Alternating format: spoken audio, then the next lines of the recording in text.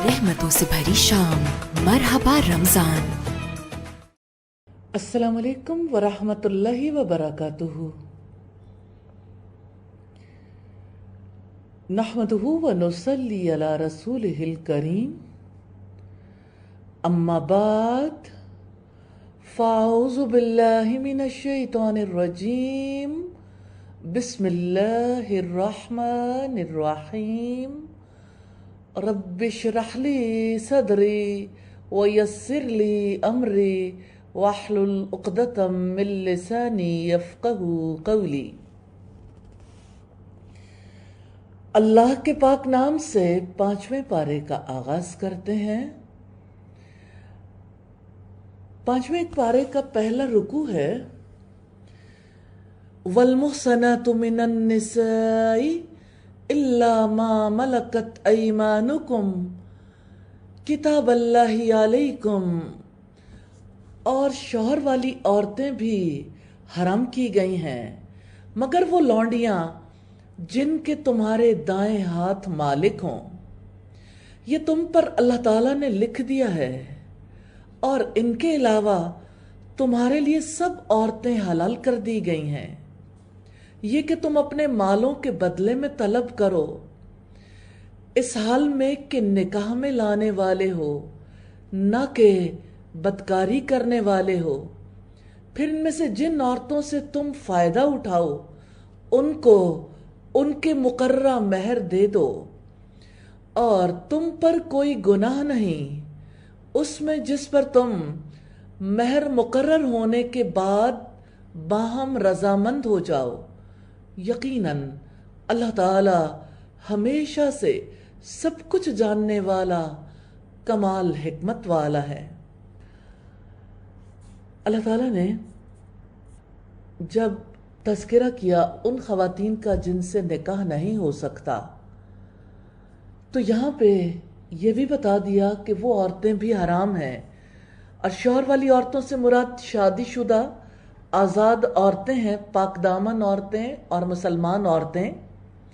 यहाँ शादीशुदा औरतों से मुराद वो औरतें हैं जो जंग में हाथ आएं।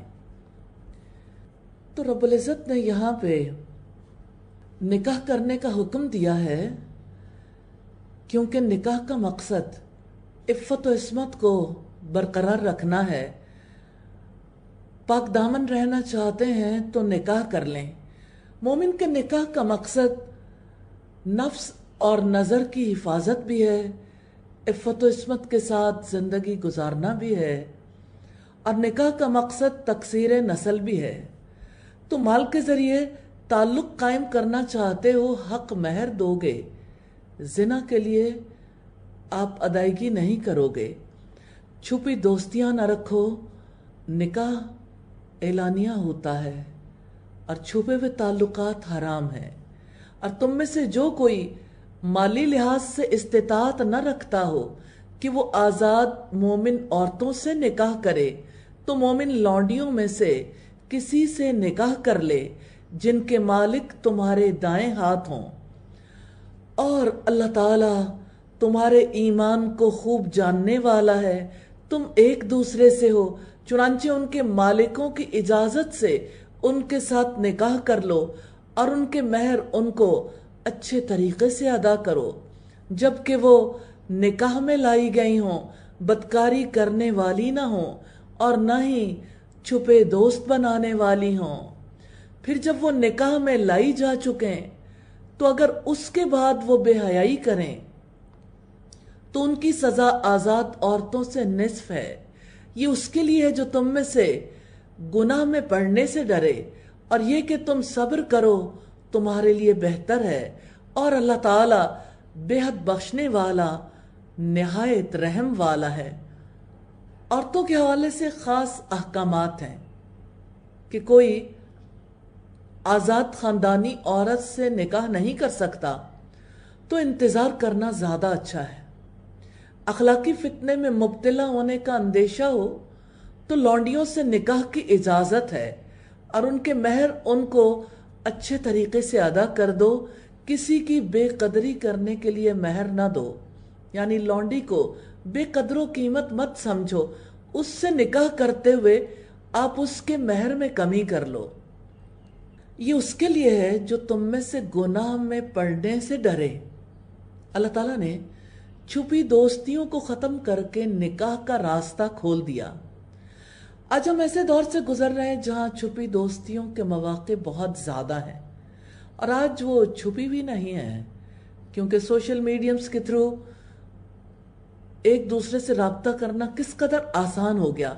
ملاقاتیں بھی آسان، مخلوط تعلیم کی وجہ سے کس قدر آسانیاں پیدا کر دی گئیں، برائی کے لیے، ماحول کو بگاڑنے کے لیے، بے حیائی کے لیے کس قدر ہر کمپنی، ہر ادارہ، ہر ایک اس میں اپنا حصہ ڈال رہا ہے۔ میڈیا کا شیئر، پھر تعلیمی اداروں کا شیئر، پھر تعلیمی نصاب کا شیئر، پھر جو ماحول فراہم کیا گیا، ہر اعتبار سے حیا کی حفاظت کہاں جا کے ہوگی؟ حیا کے لیے کون ہے جو آگے بڑھ کے ہمت کر رہا ہو کوئی بات کہنے کی؟ حیا کے لیے کون ہے جو آگے بڑھ کے کام کرتا ہو؟ رکوع نمبر 2 ہے، اللہ تعالیٰ چاہتا ہے کہ تمہارے لیے کھول کر بیان کرے، اور وہ تمہیں ان لوگوں کے طریقوں کی ہدایت دے جو تم سے پہلے تھے، اور وہ تم پر مہربانی فرمائے، اور اللہ تعالیٰ سب کچھ جاننے والا، کمال حکمت والا ہے۔ اللہ تعالیٰ چاہتے ہیں کہ پہلے لوگ جس طرح ہدایت پا کر اچھی زندگی بسر کر کے گزر گئے، ان کے سارے لائف سٹائل کو آپ کے سامنے کھول کر بیان کرے۔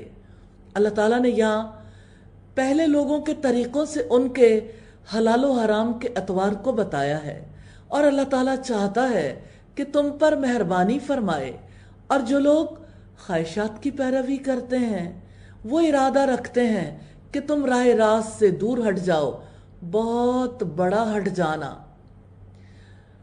اللہ تعالیٰ کی چاہت ہے، مہربان ہے نا، رحم فرمانے والا ہے کہ انسان سیدھے راستے پر چلے، نہ اس کی فطرت میں بگاڑ آئے، نہ اس کے لیے کسی قسم کا عذاب آئے، کیونکہ انسان جو کچھ کرتا ہے اس کے نتائج کو بھی فیس کرتا ہے۔ تو جو خواہشات کی پیروی کرنا چاہتے ہیں وہ چاہتے ہیں کہ سب لوگ سیدھے راستے سے ہٹ جائیں۔ مجاہد رحمہ اللہ نے کہا اس سے مراد ہے کہ اہل اسلام اسی طرح زنا کرنے لگیں جیسے وہ کرتے ہیں۔ اللہ تعالیٰ ارادہ رکھتا ہے کہ وہ تم سے بوجھ ہلکا کر دے، اور انسان کو کمزور پیدا کیا گیا ہے۔ انسان کا دل بھی کمزور، اس کے ارادے بھی کمزور، اس کی ہمت بھی کمزور، اس لیے تخفیف اس کے حالات کے مطابق ہے۔ انسان اپنی خواہشات کے آگے بھی کمزور پڑ جاتا ہے، اس لیے اللہ تعالیٰ نے ایسے احکامات دیے ہیں جو اس کی قدرت سے باہر نہیں ہے۔ سیدنا ابو ہریرہ سے روایت ہے، اللہ کے رسول صلی اللہ علیہ وسلم نے فرمایا، بے شک دین آسان ہے، اور جو شخص دین میں سختی اختیار کرے گا تو دین اس پر غالب آ جائے گا۔ صحیح بخاری کی 39 نمبر روایت ہے۔ یا ایھا الذین آمنوا لا تأکلوا اموالکم بینکم بالباطل، اے لوگو جو ایمان لائے ہو، تم آپس میں ایک دوسرے کے مال باطل طریقے سے نہ کھاؤ، سوائے اس کے کہ تمہاری آپس کی رضامندی سے تجارت ہو، اور اپنے آپ کو قتل نہ کرو، بلا شبہ اللہ تعالیٰ ہمیشہ ہی سے تم پر نہایت رحم والا ہے۔ ایمان والوں کو رشوت، چوری، ڈاکے، نفع اندوزی سے اور ناجائز ذرائع سے ایک دوسرے کے مال کھانے سے روکا ہے۔ ناجائز دباؤ سے کسی کا مال کھایا جائے، یتیموں کا مال غصب کیا جائے، ملاوٹ سے حاصل کیا جائے۔ اور اب سوچئے، جو لوگ جتنا ایکسپوئر رکھتے ہیں وہ اتنا بڑا ڈاکہ ڈالتے ہیں، اور جب باطل طریقے سے مال کھایا جاتا ہے انصاف کیسے قائم ہو سکتا ہے؟ انصاف کی تو دھجیاں ہی اڑا کے رکھ دی جاتی ہیں۔ عدل و انصاف کے لیے ضروری ہے کہ سب لوگ حلال کھائیں، جائز طریقے سے مال کو کھائیں۔ پھر فرمایا کہ دیکھو، جائز طریقے سے مال کھانا ہے سوائے اس کے کہ تمہاری آپس کی رضامندی سے تجارت ہو اور اپنے آپ کو قتل نہ کرو۔ بلا شبہ اللہ تعالیٰ ہمیشہ ہی سے تم پر نہایت رحم والا ہے، اور جو شخص زیادتی اور ظلم سے ایسا کرے گا تو بہت ہی جلد ہم اسے آگ میں داخل کریں گے، اور یہ اللہ تعالیٰ پر ہمیشہ سے نہایت آسان ہے۔ اگر تم ان بڑے بڑے گناہوں سے بچ جاؤ جن سے تمہیں منع کیا گیا ہے تو ہم تمہاری چھوٹی برائیاں تم سے دور کر دیں گے اور تمہیں بڑی باعزت داخلے کی جگہ میں داخل کریں گے۔ حافظ ابن قیم نے الجواب الکافی میں لکھا ہے کہ قرآن و سنت اور اجماع صحابہ اور تابعین سے اور ان کے بعد کے افراد اور ائمہ سے یہ دلیل ملتی ہے کہ گناہ چھوٹے بھی ہوتے ہیں اور بڑے بھی۔ کبیرہ گناہوں سے مراد بڑے گناہ ہے، عظیم نافرمانی ہے جس پر اللہ تعالیٰ کی طرف سے وعید ہو اور قرآن و سنت میں اس کی حد ہو، جیسے قتل، زنا، چوری، شرک کبیرہ گناہ ہے، جن کا تذکرہ امام ذہبی نے کتاب الکبائر میں کیا ہے، اور ابن عباس نے کہا 700 تک ایسے گناہ ہیں جو کبیرہ کے زمرے میں آتے ہیں۔ کبیرہ گناہ استغفار کرنے سے معاف ہوتا ہے، اور صغیرہ گناہ بار بار کرنے سے صغیرہ نہیں رہتے۔ سیدنا ابو ہریرہ سے روایت ہے، اللہ کے رسول صلی اللہ علیہ وسلم نے فرمایا، 7 ہلاکت میں پڑنے والی چیزوں سے بچو۔ عرض کیا گیا وہ ہلاکت میں ڈالنے والی چیزیں کون سی ہیں؟ آپ نے فرمایا، اللہ تعالیٰ کے ساتھ کسی کو شریک کرنا، جادو کرنا، کسی نفس کو قتل کرنا جسے اللہ تعالیٰ نے حرام کیا ہو سوائے حق کے، یتیم کا مال کھانا، سود کھانا، اور دشمن سے مقابلہ کرتے ہوئے میدان جہاد سے بھاگنا، اور پاک دامن عورتوں پر بدکاری کی تہمت لگانا۔ مسلم کی روایت ہے 262 نمبر پر، اور بڑی اہم آیت ہے، وَلَا تَتَمَنَّوْا مَا فَضَّلَ اللَّهُ بِهِ بَعْضَكُمْ عَلَى بَعْضٍ، اور تم اس چیز کی تمنا نہ کرو جو اللہ تعالیٰ نے تم میں سے بعض کو بعض پر فضیلت دی ہے۔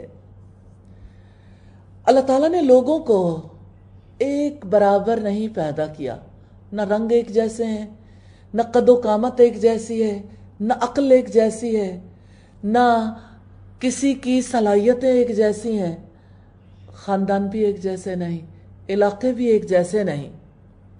اسی طرح سے دنیا میں کام بھی مختلف طرح کے ہیں اور انسانی ضروریات بھی۔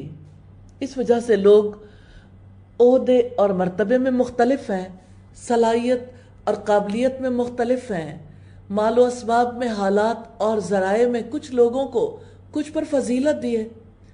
اللہ تعالیٰ نے مسلمانوں کو منع کیا ہے کہ اس کی تمنا نہ کرو کہ اللہ تعالیٰ نے دوسروں کو جو دیا ہے وہ اسے مل جائے۔ اس لیے کس طرح کی خواہش رکھنا اللہ تعالیٰ کی تقدیر سے راضی نہ ہونا ہے، اور اگر اس خواہش کے ساتھ یہ تمنا بھی شامل ہو جائے کہ دوسروں سے وہ نعمت چھن جائے تو یہ حسد ہوگا، جس سے اللہ تعالیٰ نے سختی سے منع فرمایا ہے۔ پھر فرمایا، مردوں کے لیے اس میں سے ایک حصہ ہے جو انہوں نے محنت سے کمایا، اور عورتوں کے لیے اس میں سے ایک حصہ ہے جو انہوں نے محنت سے کمایا، اور اللہ تعالیٰ سے اس کے فضل کا سوال کرو، یقیناً اللہ تعالیٰ ہمیشہ سے ہر چیز کو خوب جاننے والا ہے۔ دنیا میں نیک اعمال کرنے میں مرد ہوں یا خواتین سب کو ایکول چانسز ملے ہوئے، جس کی نیت میں جتنا خلوص ہوگا اس کو اسی کے مطابق اجر ملے گا۔ اس وجہ سے ایک دوسرے سے حسد محسوس نہیں کرنا چاہیے۔ حقیقت یہ ہے کہ تقدیر پر راضی ہونا انسان کو دنیا میں بھی سکون اور طمانینت میں رکھتا ہے، اور آخرت میں اس کی بہت بڑی جزا ہے۔ اللہ کے رسول صلی اللہ علیہ وسلم نے فرمایا ذاق طعم الایمان، اس نے ایمان کا مزہ چکھ لیا۔ من رضی باللہ ربا، جو اللہ تعالیٰ کے رب ہونے پہ راضی ہو گیا، وبالاسلام دینا، اور اسلام کے دین ہونے پر، وبمحمد نبی الرسول، اور محمد صلی اللہ علیہ وسلم کے نبی اور رسول ہونے پر راضی ہو گیا۔ راضی ہونا بہت بڑی نعمت ہے۔ اللہ تعالیٰ کے ہاں تقرب نیک اعمال سے ہے۔ مرد کو محض مرد ہونے کی وجہ سے عورت پر عمل میں فضیلت نہیں ہے، اور عورت محض عورت ہونے کی وجہ سے نیک اعمال کے ثواب سے محروم نہیں ہے۔ لہذا حسد نہ کریں، اللہ تعالیٰ کا فضل طلب کریں۔ اللہ تعالیٰ کی رضا پر راضی ہونے والے ہی اس کے فضل کو طلب کر سکتے ہیں۔ تمنا تو آپ کو حسرت میں، حسد میں مبتلا کر دے گی، اس تمنا سے بچ جائیں۔ ہاں، اللہ تعالیٰ سے اس کے فضل کا سوال کریں، دین و دنیا کے فضل کا، یہ سوال کرنا واجب ہے۔ سیدنا ابو ہریرہ سے روایت ہے، اللہ کے رسول صلی اللہ علیہ وسلم نے فرمایا جو اللہ تعالیٰ سے سوال نہیں کرتا اللہ تعالیٰ اس پر غضبناک ہوتا ہے۔ اس لیے دعا کیجئے، اللہ تعالیٰ سے اس کا فضل مانگیے۔ دعا ایسا عمل ہے، اللہ تعالیٰ نے روزے کے احکامات کے بیچ میں دعا کے معاملے کو رکھا ہے۔ وَإِذَا سَأَلَكَ عِبَادِي عَنِّي فَإِنِّي قَرِيبٌ، جب میرے بندے آپ سے میرے بارے میں سوال کریں، آپ انہیں بتا دیں میں ان کے قریب ہوں۔ تو جو اتنے قریب ہے اور جو اتنی قوت رکھتا ہے، اس سے نہ کہیں، اس سے نہ مانگیں، اس سے امید نہ باندھیں، اس پر اعتماد نہ کریں۔ وہی تو ہے جس سے امید باندھنی ہے اور امید کا دیا جلائے رکھنا ہے۔ بے شک مشکل حالات میں ہے، بے شک وبا کا یہ دور ایسا ہے جس میں لوگوں کے حوصلے ٹوٹ ٹوٹ جاتے ہیں، خوف میں ہیں، گھبراہٹ میں ہیں، لیکن اپنے رب سے امید باندھنی ہے، اپنے گناہوں کی توبہ کرنی ہے اور اس سے امید باندھنی ہے وہ ہمیں ہمارے مشکل حالات سے ضرور نکالے گا۔ کیا اس نے اپنی کتاب میں نہیں کہا ان مع العسر یسرا، یقیناً تنگی کے ساتھ آسانی ہے۔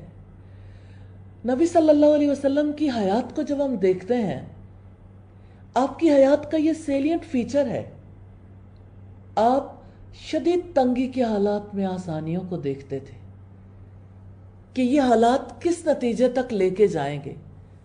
ہمیں اپنے رب سے امید ہے، انشاءاللہ ان سارے حالات میں بہت بڑی خیر ابھرے گی اللہ تعالیٰ کی رحمت سے انشاءاللہ تعالیٰ۔ تو دعا کرنے سے نہیں رکنا، انشاءاللہ دعاؤں بھری زندگی گزارنی ہے، اور ہر ایک کے لیے ہم نے وارث بنائے ہیں، اس میں سے جو والدین اور قریبی رشتہ دار چھوڑ جائیں اور جن سے تم نے عہد باندھے ہوں انہیں ان کا حصہ دے دو۔ بلا شبہ اللہ تعالیٰ ہر چیز پر ہمیشہ سے حاضر ہے۔ ابن عباس فرماتے ہیں کہ اس سے مرد وارث مراد ہیں۔ ابتدائی اسلام میں یہ حکم تھا، بعد میں منسوخ ہو گیا۔ اب وفائے عہد باقی ہے۔ رکو نمبر 3 ہے اور بہت ہی اہم آیت ہے۔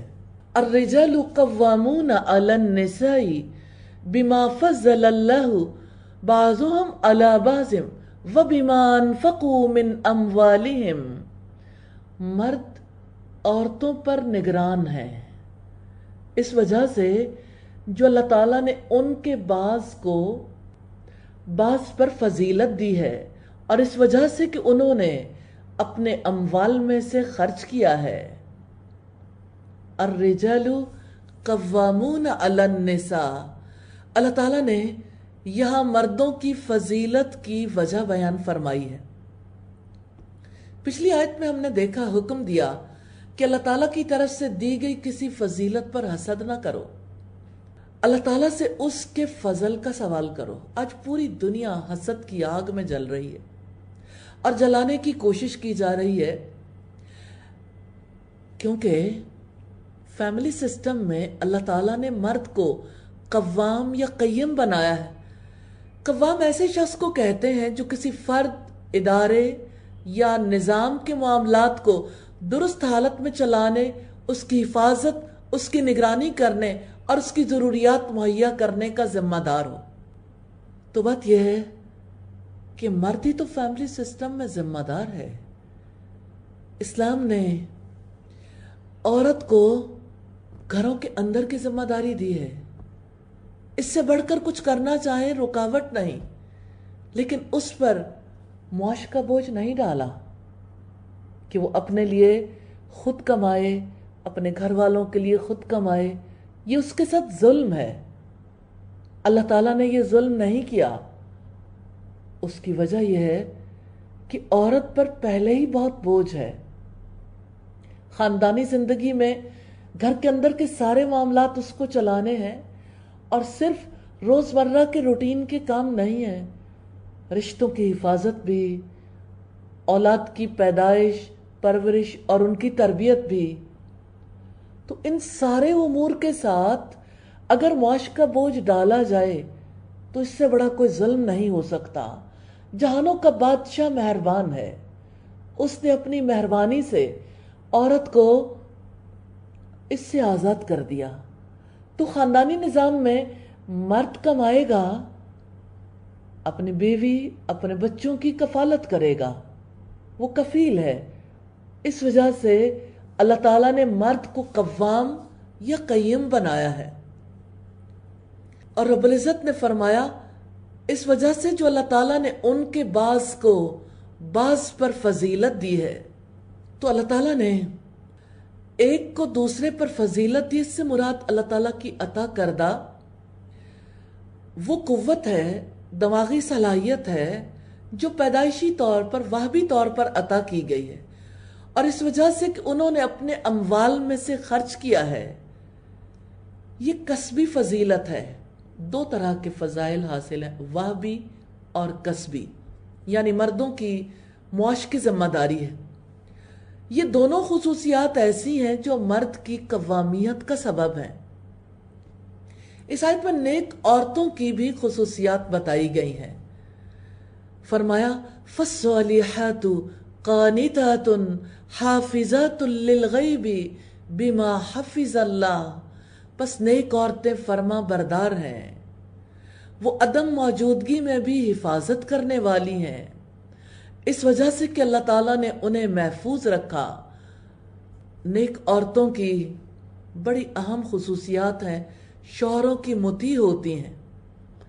ساری دنیا اس بات کے لیے پورا زور لگا رہی ہے کہ عورت مرد کی مطیع نہ رہے۔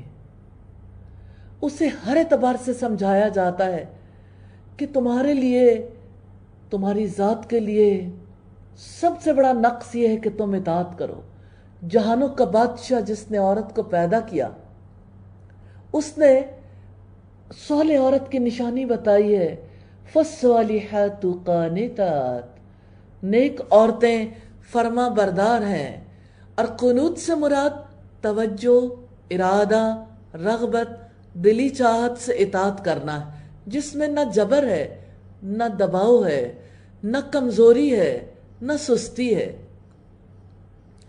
جہاں تک پریشر کی بات ہے تو اس پریشر کی تو اسلام مرد کو اجازت نہیں دیتا، عورت کے اندر سے رغبت کو ابھارتا ہے، کیونکہ اللہ کے رسول صلی اللہ علیہ وسلم نے فرمایا خیرکم خیرکم لأہلہ، تم میں سے بہترین وہ ہے جو اپنے گھر والوں کے لیے بہترین ہے، اور میں اپنے گھر والوں کے لیے سب سے زیادہ اچھا ہوں۔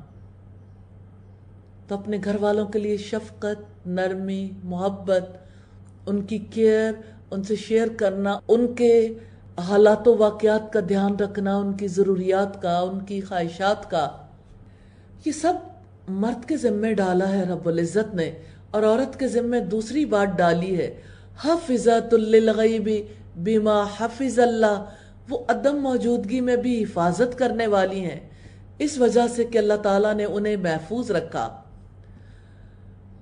عدم موجودگی میں بھی اللہ تعالیٰ کی حفاظت کی وجہ سے شوہر کی عزت اور حقوق کی حفاظت کرنے والی ہوتی ہیں۔ یہ بات ہے صالحات کی، نیک عورت کی۔ آپ نے اللہ تعالیٰ کی کتاب سے نیک عورت کی بات پڑھی اور نیکی کو ہی خراب کرنے کی کوشش کی۔ آپ نے نیک ہونا جرم بنایا۔ آپ نے نیک پروین ایک ایسی عورت کو ثابت کرنے کی کوشش کی جو اطاعت گزار ہے۔ آپ نے رب کا مقابلہ کیا۔ ہاں، ہمارے سوشل میڈیا پہ کتنی ایکٹیوسٹ ہیں جو اللہ تعالیٰ کے خلاف اٹھ کھڑی ہوئیں، اللہ تعالیٰ کے احکامات کے خلاف اٹھ کھڑی ہوئیں۔ تو یہ بات ہے نیک عورت کی، جس کی نیکی جب اسے نفع دے گی نا تو آپ کا رب کا مقابلہ کرنا آپ کو نفع نہیں دے گا۔ یہ کام آگ میں لے جانے والا ہے۔ اللہ سے ڈر جائیں، اس کی آگ سے بچ جائیں، وہ کام نہ کریں جس کا نہ دنیا میں نفع ہے، نہ آپ کا اپنا گھر، نہ سوسائٹی اس کا نفع حاصل کرے گی، نہ دنیا میں نہ آخرت میں۔ آخر اس کا آبجیکٹو کیا ہے؟ کٹ پتلی کی طرح کیوں کام کرے مسلمان عورت؟ اس کی ڈور کافروں کے ہاتھ میں کیوں ہو؟ وہ جیسے نچانا چاہے، صالح عورت تو نہیں ناچے گی، نیک عورت تو وہ کام نہیں کرے گی۔ تو نیک عورت اپنی ذات کو کسی کی نظروں کا شکار نہیں ہونے دیتی۔ آپ کلچرلی دیکھیے، ہمارے یہاں پارلرز کی اتنی بڑی تعداد ہے۔ میں کسی کے بزنس کے خلاف نہیں ہوں۔ اگر یہ سب کچھ گھروں کے اندر شوہروں کے لیے ہو، بڑا خوش آئند ہے، لیکن شوہر کو اس قدر بڑے پیمانے پہ اپنی بیوی کی تیاری کی ضرورت نہیں ہے۔ یہ سب کچھ کس کے لیے ہے؟ کیا آپ جانتے ہیں؟ اللہ تعالیٰ کا مقابلہ کرنے کے لیے۔ اللہ تعالیٰ نے نیک عورت کی پہچان بتائی کہ اپنی ذات کو کسی کی نظروں کا شکار نہیں کرنا۔ تو پھر بال اور چہرہ، آنکھیں، ہاتھ، پاؤں، پورا بدن آخر کس کے لیے سجدہ بنتا ہے؟ نیکی تو بھک سے اڑ جاتی ہے نا، نیکی کیسے جنم لے گی؟ اور اب دیکھیے کون ہے پیچھے جو تیار کرتا ہے، جس نے اتنی بغاوت بھر دی، جن کا بزنس ہے، اربوں کا بزنس ہے، کھربوں کا بزنس ہے، make up industry, hair styling کے لیے، اور پھر پیچھے کام کرنے والے اس سے متعلق جتنی چیزیں ہیں۔ اپنا بزنس بچانے کے لیے آپ نے عورت کا ذہن ہی خراب کر دیا، آپ نے گھر ہی توڑ دیے، گھرانے برباد کر دیے۔ اس دنیا کے نظام کو ضرور سمجھیں۔ ہمارا رب ہم پہ رحم کرنے والا ہے، اس نے ہمیں فطری زندگی گزارنے کے لیے لایا عمل دیا ہے۔ تو جو نیک عورت ہے اپنی عصمت اور عزت کو نہیں لٹاتی، وہ خلوت کے معاملات کو، ازدواجی معاملات کو کسی پر ظاہر نہیں کرتی۔ کل تک تو صرف منہ کی بات ہوتی تھی نا، آج فیس بک پہ، یوٹیوب پہ، آج انسٹاگرام پہ، ہر جگہ پہ این بیڈ روم کے معاملات بھی لا کے رکھ دیے جاتے ہیں۔ کوئی کتنا بھی قریبی ہو، نیک عورت اپنی حفاظت کرتی ہے کہ کوئی ہاتھ انہیں نہ چھوئے، کوئی آنکھ انہیں نہ دیکھے، بلا ضرورت کوئی کان ان کی بات نہ سنے۔ یہ پہچان ہے نیکی کی۔ لوگ کہتے ہیں نیکی کے کون سے کام ہیں جو ہم کر سکتے ہیں؟ دیکھیے، نیکی بھی کہیں ماحول میں پروان چڑھے گی نا۔ آپ کہتے ہیں صحراؤں میں پھول نہیں کھلا کرتے. آپ صحرا میں ایپل اگانا چاہیں تو آپ کو اس کی سوائل، اس کا ٹیمپریچر، اس کی ہر چیز کنٹرول کرنی پڑے گی. اور کیسے کنٹرول کریں گے؟ ظاہر ہے کہ یہ مشقت بھرا عمل ہے. جب کبھی کسی چیز کو اگانا ہوتا ہے نا تو اس کے لیے خاص قسم کا ٹیمپریچر، خاص قسم کا سوائل اور خاص قسم کے ماحول میں وہ چیز اگتی ہے. نیکی کے لیے بھی ماحول چاہیے. نیکی کے لیے بدی کا ماحول مناسب نہیں ہے. جہاں ایک عورت کسی کی نظروں کے حالے میں آتی ہے، جہاں کسی کی بات سے، جہاں کسی کی ذات سے فتنے ابھرتے ہوں، وہاں نیکی کیسے پروان چڑھے گی؟ سیدنا ابو ہریرہ رضی اللہ تعالیٰ عنہ سے روایت ہے کہ اللہ کے رسول صلی اللہ علیہ وسلم نے فرمایا کہ جو عورتیں اونٹوں پر سوار ہیں، یعنی عرب عورتیں، ان میں سب سے بہتر عورتیں قریش کی ہیں. نیک عورتیں ہیں جو بچوں پر ان کی چھوٹی عمر میں بہت زیادہ شفقت کرنے والی ہوتی ہیں اور شوہر کے مال کی خوب حفاظت کرنے والی ہوتی ہیں. میں سمجھتی ہوں ان دو باتوں کو اگر دیکھ لیں تو آج کی عورت اپنا جائزہ لے سکتی ہے کہ اس کی نیکی کہاں گئی. پہلی بات تو یہ کہ بچوں پر بہت زیادہ مہربان، ظاہر وقت دینا پڑتا ہے. دیکھیں ضروریات تو جانور بھی اپنے بچے کی ضروریات کو پورا کرتا ہے جب تک وہ اس پر ڈیپینڈنٹ ہوتا ہے. یہ خواہشات اور ضروریات کی بات نہیں ہے، ان کو اچھا انسان بنانے کے لیے ان کی اچھی تربیت کی بات ہے، جس کے لیے نیک عورتیں محنت کرتی ہیں اور شوہر کے مال کی خوب حفاظت کرنے والی ہوتی ہیں. آج کی عورت شوہر کے مال کی حفاظت کی بجائے، اپنی حفاظت کی بجائے اس مال کو کہاں لگاتی ہے؟ کیا عورت کو دیکھنے کی ضرورت نہیں ہے؟ مرد ہر وقت پیسہ کمانے کی مشین بنا ہوا ہے اور وہ پیسہ اس قدر تیزی کے ساتھ ایسی جگہوں پہ لگ رہا ہے جہاں لگانے کی ضرورت نہیں ہے. ہمیں ضرور اس بارے میں دیکھنا چاہیے. سیدنا ابو ہریرہ سے روایت ہے، کسی نے رسول اللہ سے پوچھا عورتوں میں سے کون سی عورت اچھی ہوتی ہے؟ آپ نے فرمایا جو اپنے شوہر کو خوش کرے، جب وہ اس کی طرف دیکھے اور جب وہ حکم کرے تو بجا لائے، اور اس سے اپنے دل میں اور اپنے مال میں جو شوہر کو برا لگے مخالفت نہ رکھے. یہ سنن نسائی کی روایت ہے 3233 نمبر پر. ہماری سوسائٹی میں ایک عجیب حال ہو گیا. ایسی آرگنائزیشنز ہیں جنہوں نے ہر وقت عورتوں کو تپایا ہوا ہے. آپ کو کسی نے کچھ کہا تو نہیں؟ ڈومیسٹک وائلنس کا سلسلہ تو نہیں؟ کچھ بھی ہو ہمیں آ کر بتا دیں. تو اب دیکھیے آپ کے رسول نے کہا ہے جو اپنے شوہر کو خوش کرے، وہ کیسے خوش کرے گی؟ اس کو خوش کرنے کے لیے ظاہر ہے اس کے بارے میں اچھا سوچے گی. جب اچھا سوچے گی اس کی سوچ پازیٹیو ہوگی، اس پازیٹیوٹی کے ساتھ محبت بڑھے گی اور ایک دوسرے کے حقوق اچھے طریقے سے ادا کیے جائیں گے. مجھے حیرت ہوتی ہے، تھنک پازیٹیولی کا معاملہ ساری سوسائٹی میں عام کیا جاتا ہے. مثبت انداز فکر اپنائیں. گھروں کے اندر یہ بات کہاں چلی جاتی ہے؟ جب فیملی کی بات آتی ہے، گھر کی بات آتی ہے، اس وقت خواتین کی آرگنائزیشنز پازیٹیو ہونے سے ہر اعتبار سے روکنا چاہتی ہیں معذرت کے ساتھ. اللہ تعالی ہم سب کو معاف کرے، سمجھ عطا فرمائے، اور اللہ تعالی ہمیں گھریلو زندگی کو بہتر بنانے کے لیے آرگنائزیشنز کو اپنا رول پلے کرنے کی توفیق عطا فرمائے. سیدہ ام سلمہ سے روایت ہے کہ رسول اللہ صلی اللہ علیہ وسلم نے فرمایا تم میں سے کوئی عورت مر جائے اس حال میں کہ اس کا شوہر اس سے راضی ہو تو وہ جنت میں جائے گی.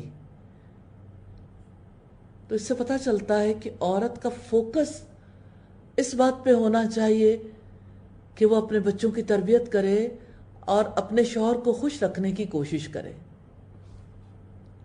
اور وہ عورتیں جن کی سرکشی سے تم ڈرتے ہو، یہاں جو الفاظ ہیں میں وہ آپ کے سامنے رکھنا چاہتی ہوں۔ واللاتی تخافون نشوزہن فعظوہن واہجروہن فی المضاجع واضربوہن۔ اور وہ عورتیں جن کی سرکشی سے تم ڈرتے ہو، بات ہے نشوز کی۔ اور نشوز کسے کہتے ہیں؟ بلندی یا ارتفاع کو، اٹھان اور ابھار کو۔ تو جب کسی چیز میں اٹھان اور ہیجان پیدا ہو جائے تو اس کا نتیجہ کیا نکلتا ہے؟ مثال کے طور پر عورت اپنے شوہر کو اپنا ہمسر یا اس کی سربراہی کو اپنے لیے توہین سمجھ لے، اس کی اطاعت کی بجائے اس سے کج بحثی کرتی ہو، خندہ پیشانی سے پیش آنے کی بجائے بدخلقی سے پیش آتی ہو، بات بات پر ضد اور ہٹ دھرمی دکھاتی ہو، یا مرد پر ناجائز تہمتیں لگاتی ہو، یہ سب باتیں نشوز میں داخل ہیں۔ تو مرد اور عورت کے تعلق میں انبن ہو جائے تو اللہ تعالیٰ نے حکم دیا سرکشی کے آثار پیدا ہوں، تدارک کر لو، ان کو سمجھاؤ، واضح و نصیحت کرو، ان کے ساتھ بیڈ شیئر نہ کرو اور ان کو مارو۔ یہ مار ذلت اور توہین اور حقارت کے لیے نہیں ہے۔ عورت کی فطرت میں داخل ہے، وہ ہر چیز برداشت کر سکتی ہے، اپنے محبوب کا غصہ برداشت نہیں کر سکتی۔ تو بات ہے عامیانہ سلوک کرنے والی عورت کی، اگر وہ چڑھائی کرتی ہے تو اسے چڑھائی کرنے سے ہر اعتبار سے روکا جائے۔ تو سرکش خواتین کے بارے میں جو کسی طرح بھی اطاعت گزار نہیں بنتی، سمجھوتا کرنے، محبت سے رہنے کے لیے تیار نہ ہو، تو تیسرے درجے میں مارنے کا حکم دیا ہے، مگر اس طرح نہیں کہ ان کے جسم پر نشان پڑے۔ اسلام نے یہ سٹیپس اس لیے لیے ہیں تاکہ سرکشی کی بیماری کا علاج کیا جائے، اس سے پہلے کہ یہ حد سے گزر جائے۔ سیدنا ابو ہریرہ سے روایت ہے کہ اللہ کے رسول نے فرمایا، عورتوں کے حق میں وصیت قبول کرو۔ عورت پسلی کی ہڈی سے پیدا کی گئی ہے اور پسلی میں اوپر کا حصہ زیادہ ٹیڑھا ہے۔ اگر اسے سیدھا کرنا چاہو گے تو توڑ دو گے، اور اگر اسے چھوڑو گے تو برابر ٹیڑھی رہے گی۔ پھر عورتوں کے حق میں وصیت قبول کرو، یعنی ان کے ساتھ نرمی سے معاملہ کرو۔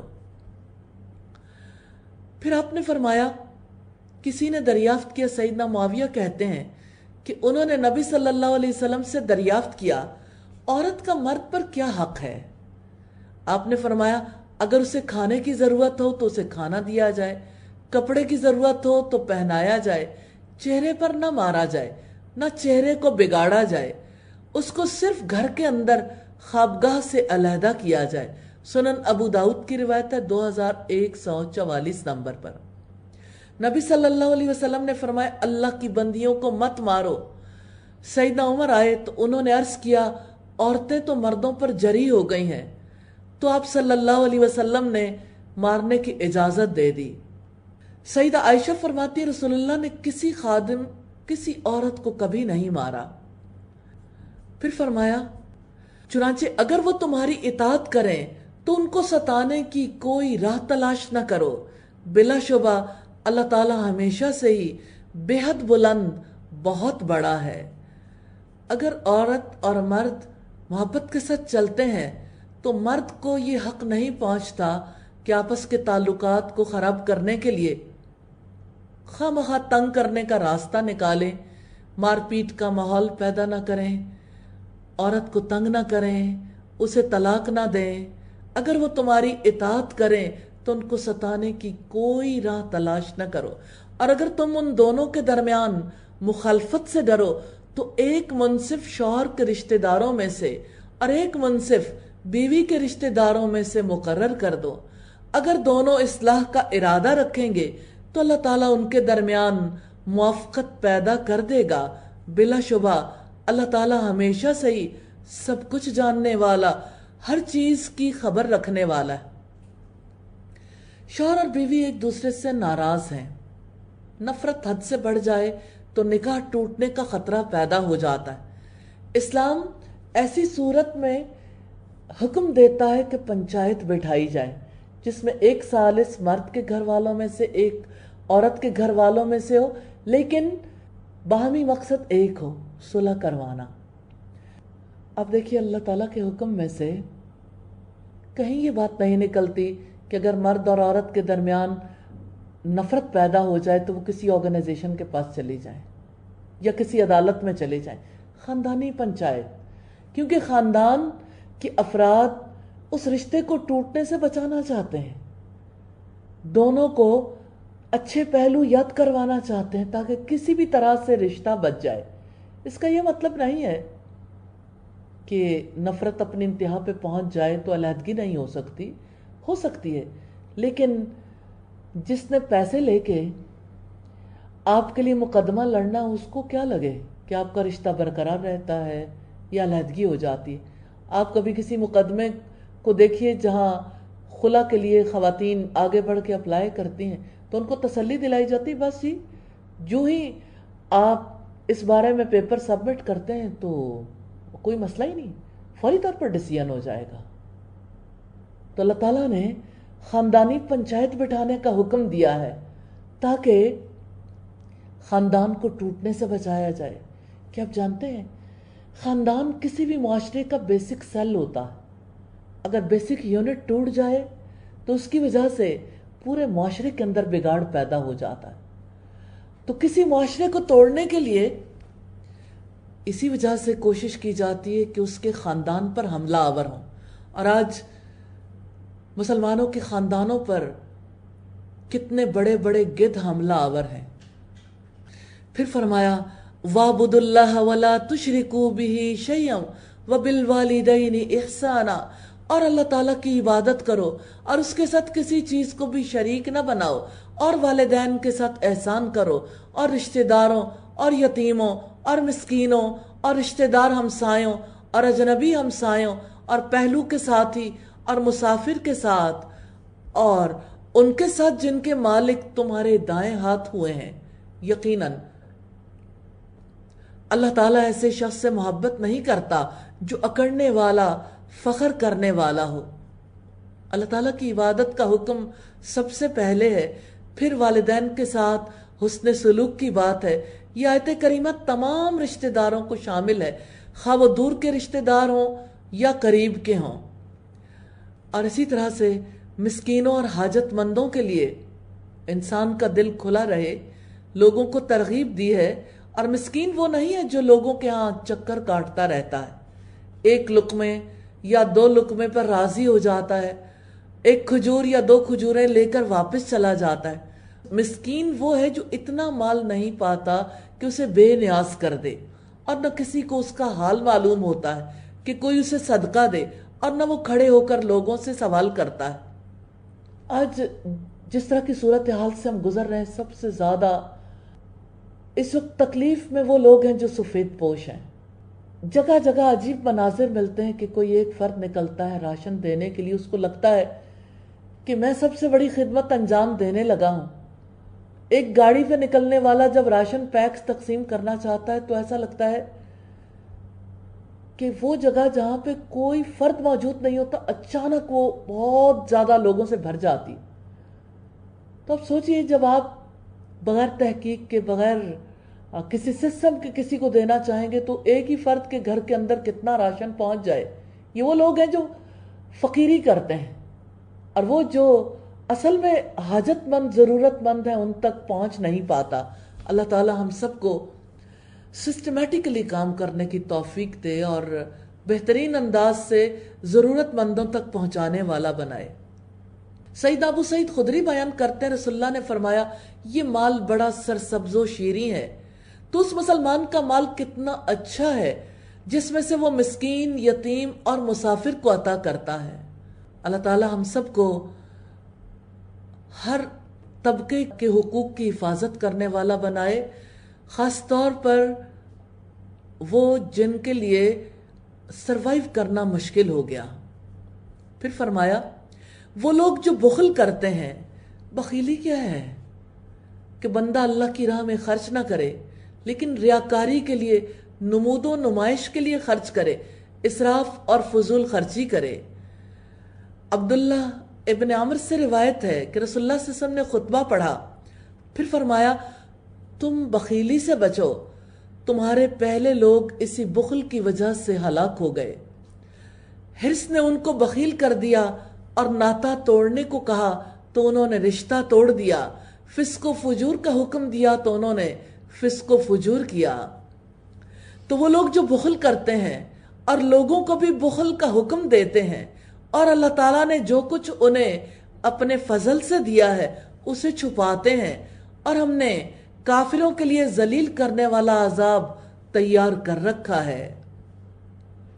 نبی صلی اللہ علیہ وسلم نے فرمایا 2 خصلتیں مومن میں جمع نہیں ہو سکتی، بخیلی اور برا اخلاق۔ الہی ہم سب کو ان سے بچا لینا۔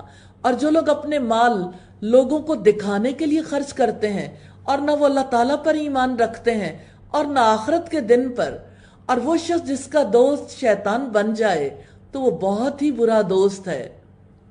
اور ان کا کیا بگڑ جاتا اگر وہ اللہ تعالیٰ اور آخرت کے دن پر ایمان لاتے، اور جو اللہ تعالیٰ نے انہیں رزق دیا ہے اس میں سے خرچ کرتے، اور اللہ تعالیٰ ہمیشہ سے انہیں خوب جاننے والا ہے۔ خرچ تو وہی کرے گا جو اخلاص اور ایمان کا راستہ اختیار کرے گا، جو اللہ کے وعدوں پر یقین رکھے گا، جو اللہ تعالیٰ سے اجر پانے کی امید رکھے گا۔ بلا شبہ اللہ تعالیٰ کسی پر ذرہ برابر ظلم نہیں کرتا۔ اگر ایک نیکی ہوئی تو اس کو 2 گنا کر دے گا اور اپنے پاس سے بڑا اجر عطا فرمائے گا۔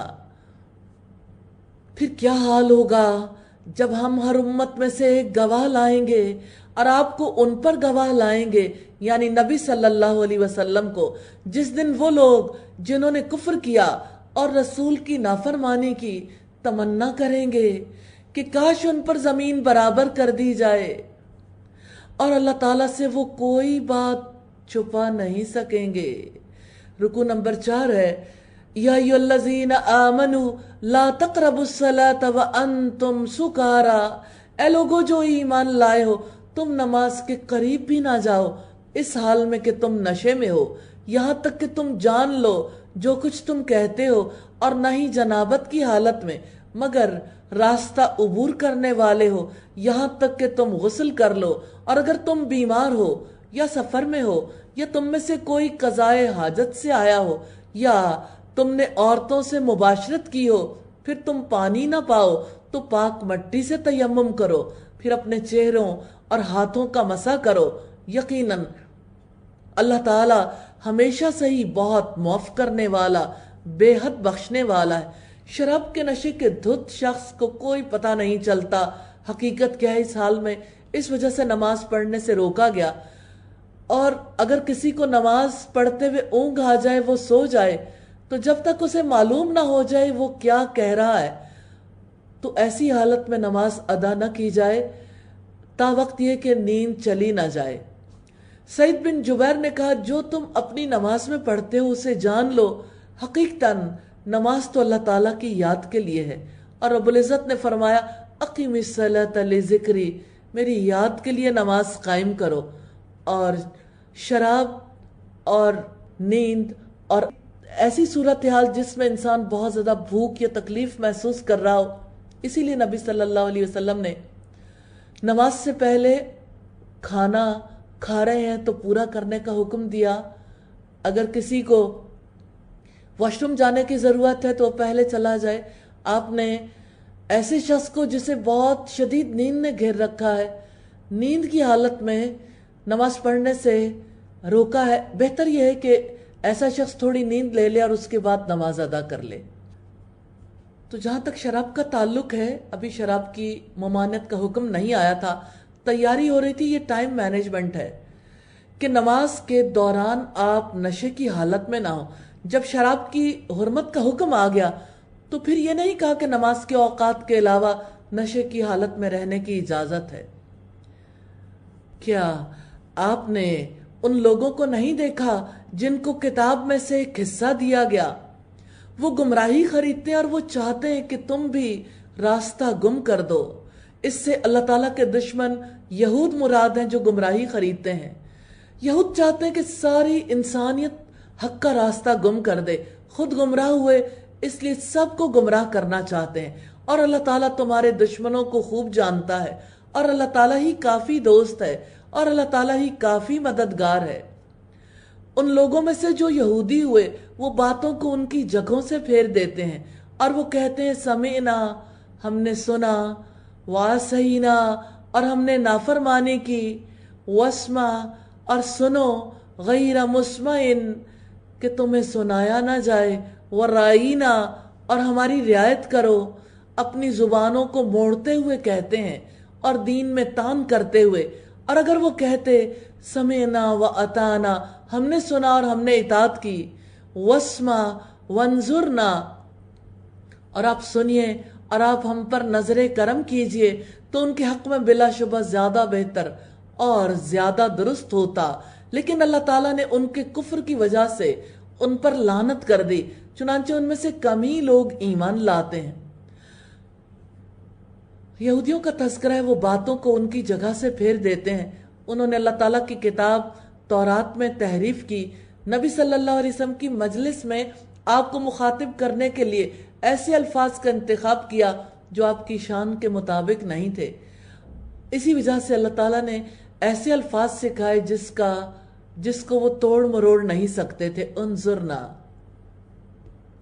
اے وہ لوگوں جنہیں کتاب دی گئی، اس پر ایمان لے آؤ جو ہم نے نازل کیا ہے، اس کے لیے تصدیق کرنے والا ہے جو تمہارے پاس ہے، اس سے پہلے کہ ہم چہروں کو مٹا دیں، پھر انہیں پشتوں پر پھیر دیں یا ان پر لعنت کر دیں، جیسے ہم نے سبت والوں پر لعنت کی، اور اللہ تعالیٰ کا حکم ہمیشہ سے ہو کر رہنے والا ہے۔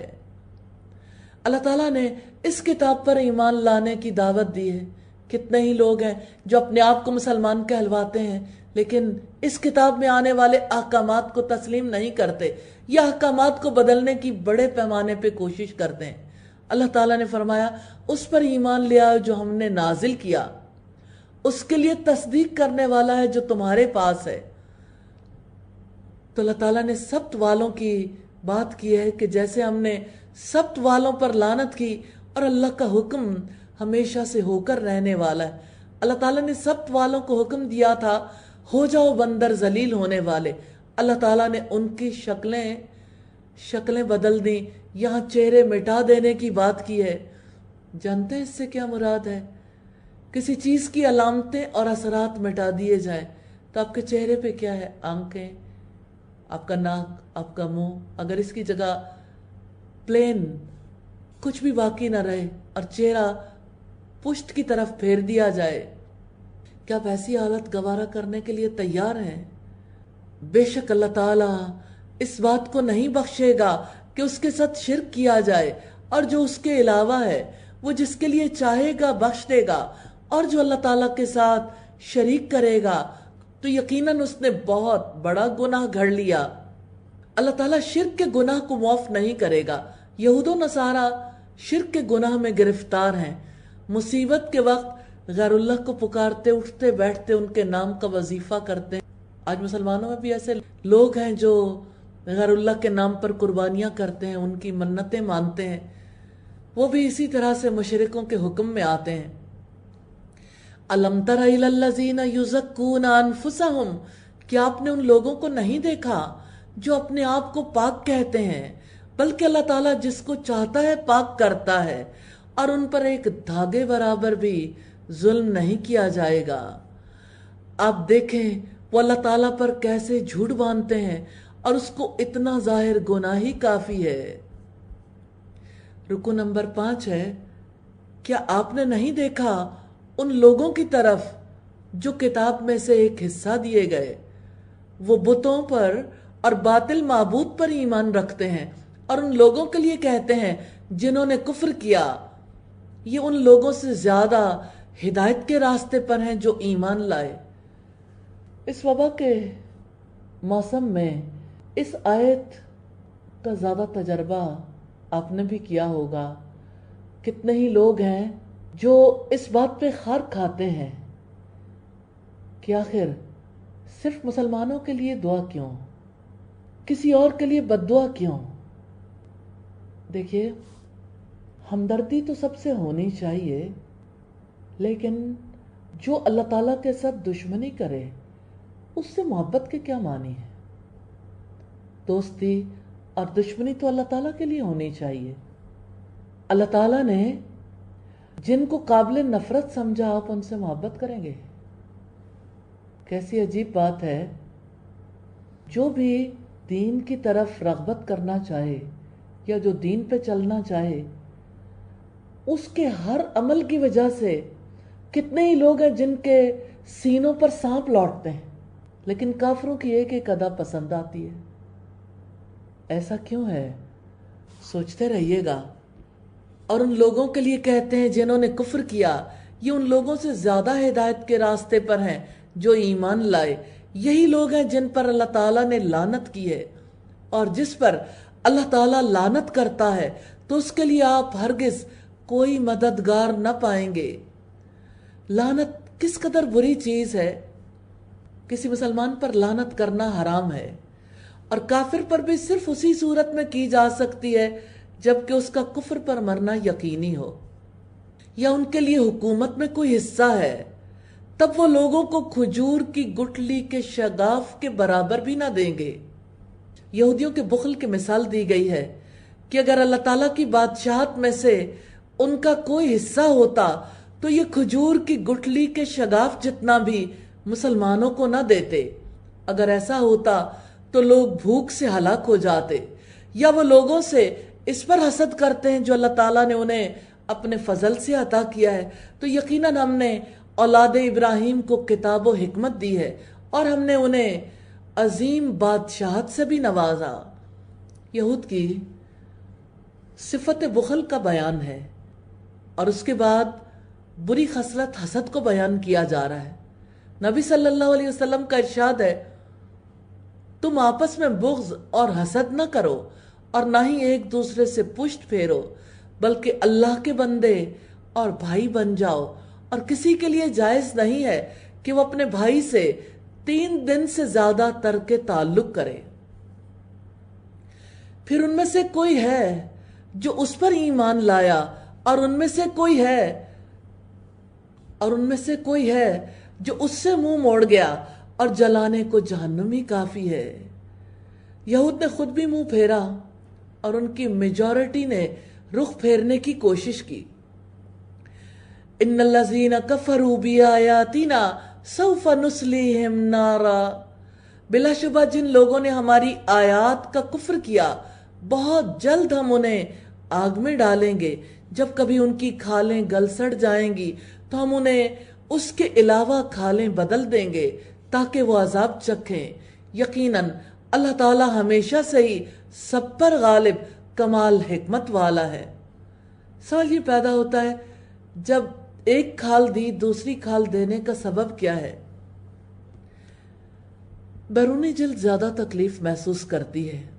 سیدنا ابو ہریرہ سے روایت ہے، رسول اللہ صلی اللہ علیہ وسلم نے فرمایا، کافر کی داڑھ یا کافر کا دانت احد پہاڑ کے برابر ہوگا، اس کی کھال 3 رات کی مسافت کے برابر ہوگی۔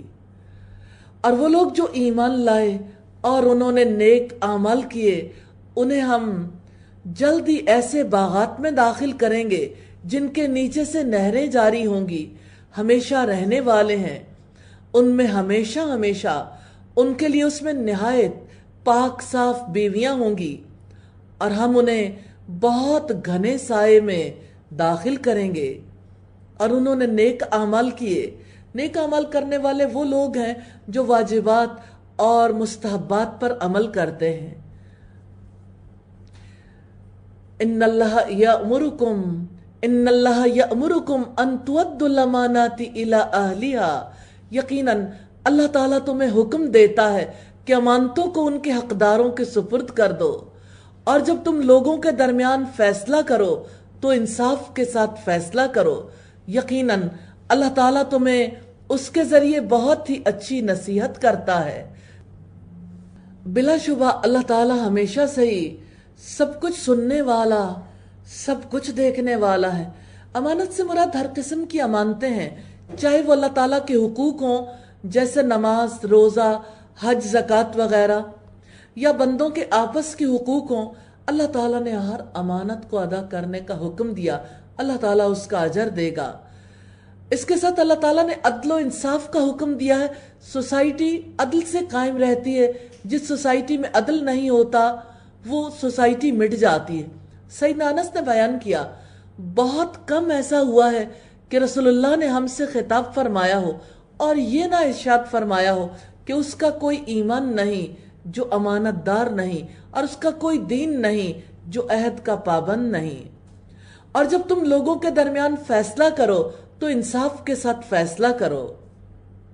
या अय्युहल्लज़ीना आमनू अतीउल्लाह व अतीउर रसूल, ऐ लोगो जो ईमान लाए हो, अल्लाह ताला की इताअत करो और अल्लाह ताला के रसूल की इताअत करो और अपने में से हुक्म देने वालों की इताअत करो। फिर अगर किसी चीज पर तुम आपस में झगड़ पड़ो तो उसको अल्लाह ताला और उसके रसूल की तरफ लौटा दो। अगर तुम अल्लाह ताला और आखिरत के दिन पर ईमान रखते हो, ये बेहतर है और अंजाम के लिहाज से ज्यादा अच्छा है।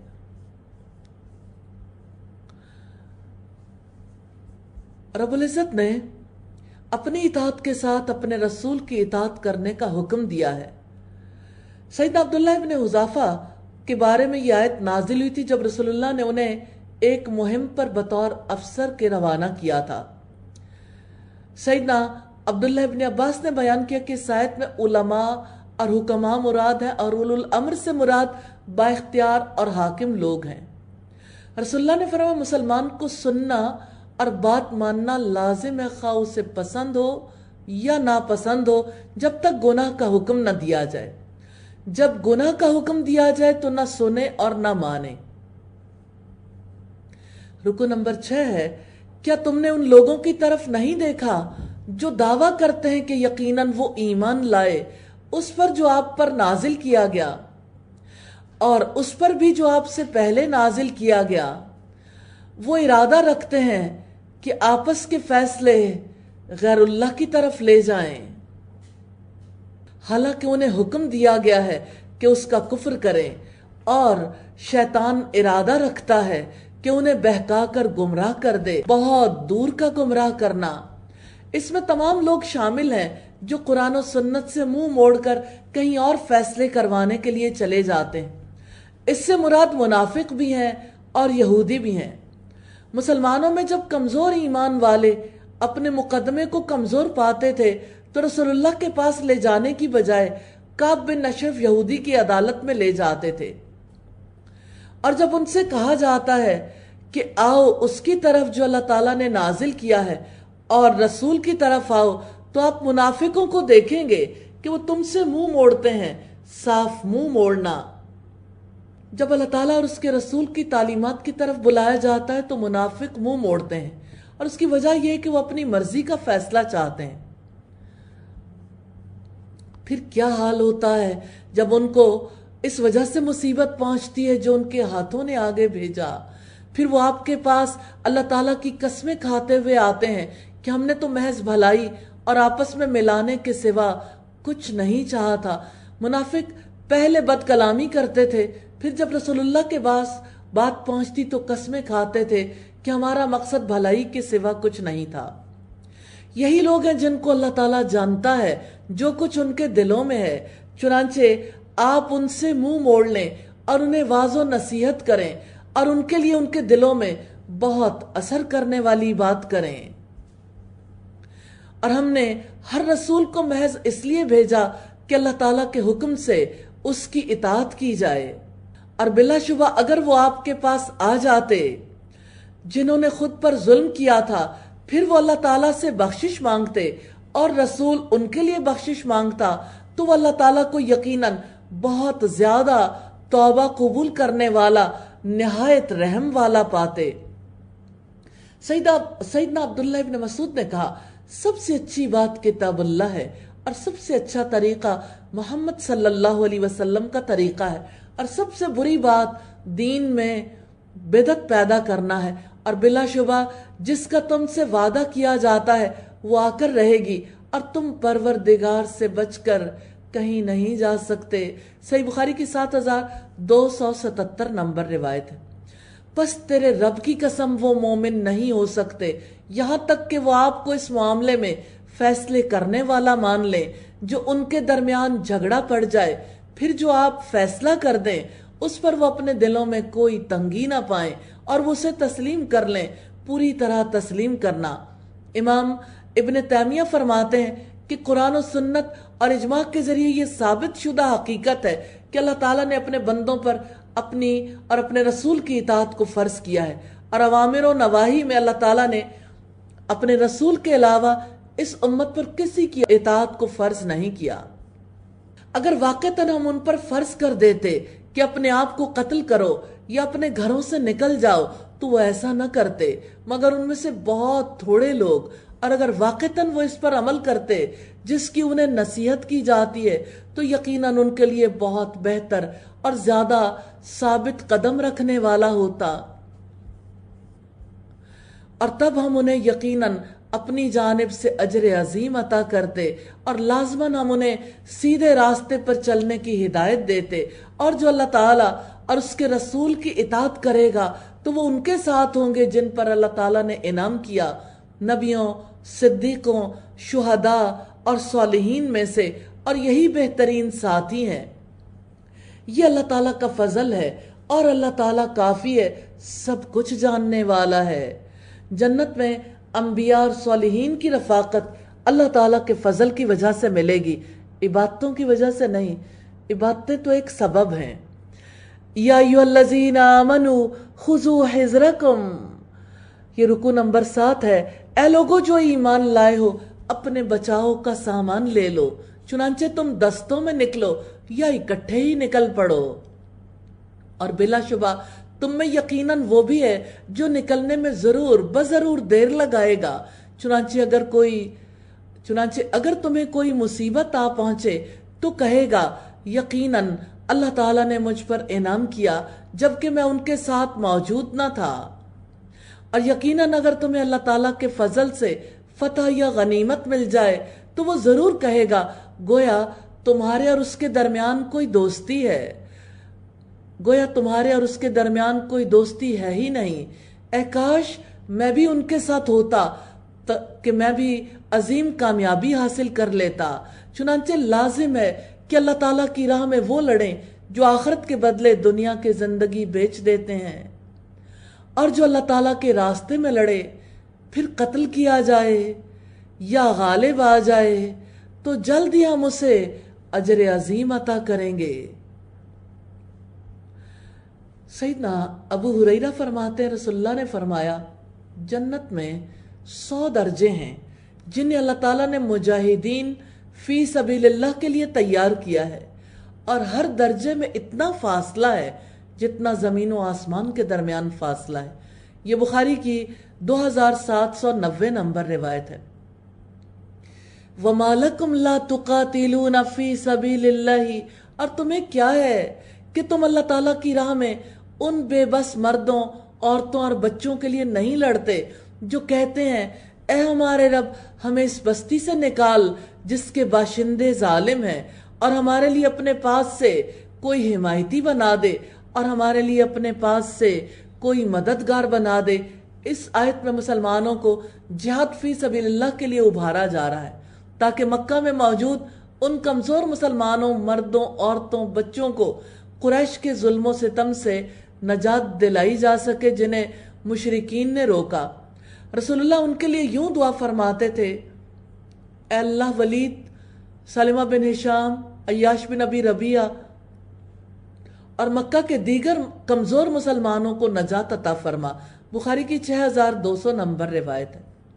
अल्लज़ीना आमनू युक़ातिलूना फी सबीलिल्लाह, जो लोग ईमान वाले हैं वो अल्लाह ताला की राह में लड़ते हैं, और जिन लोगों ने कुफ्र किया वो गैरुल्लाह की राह में लड़ते हैं।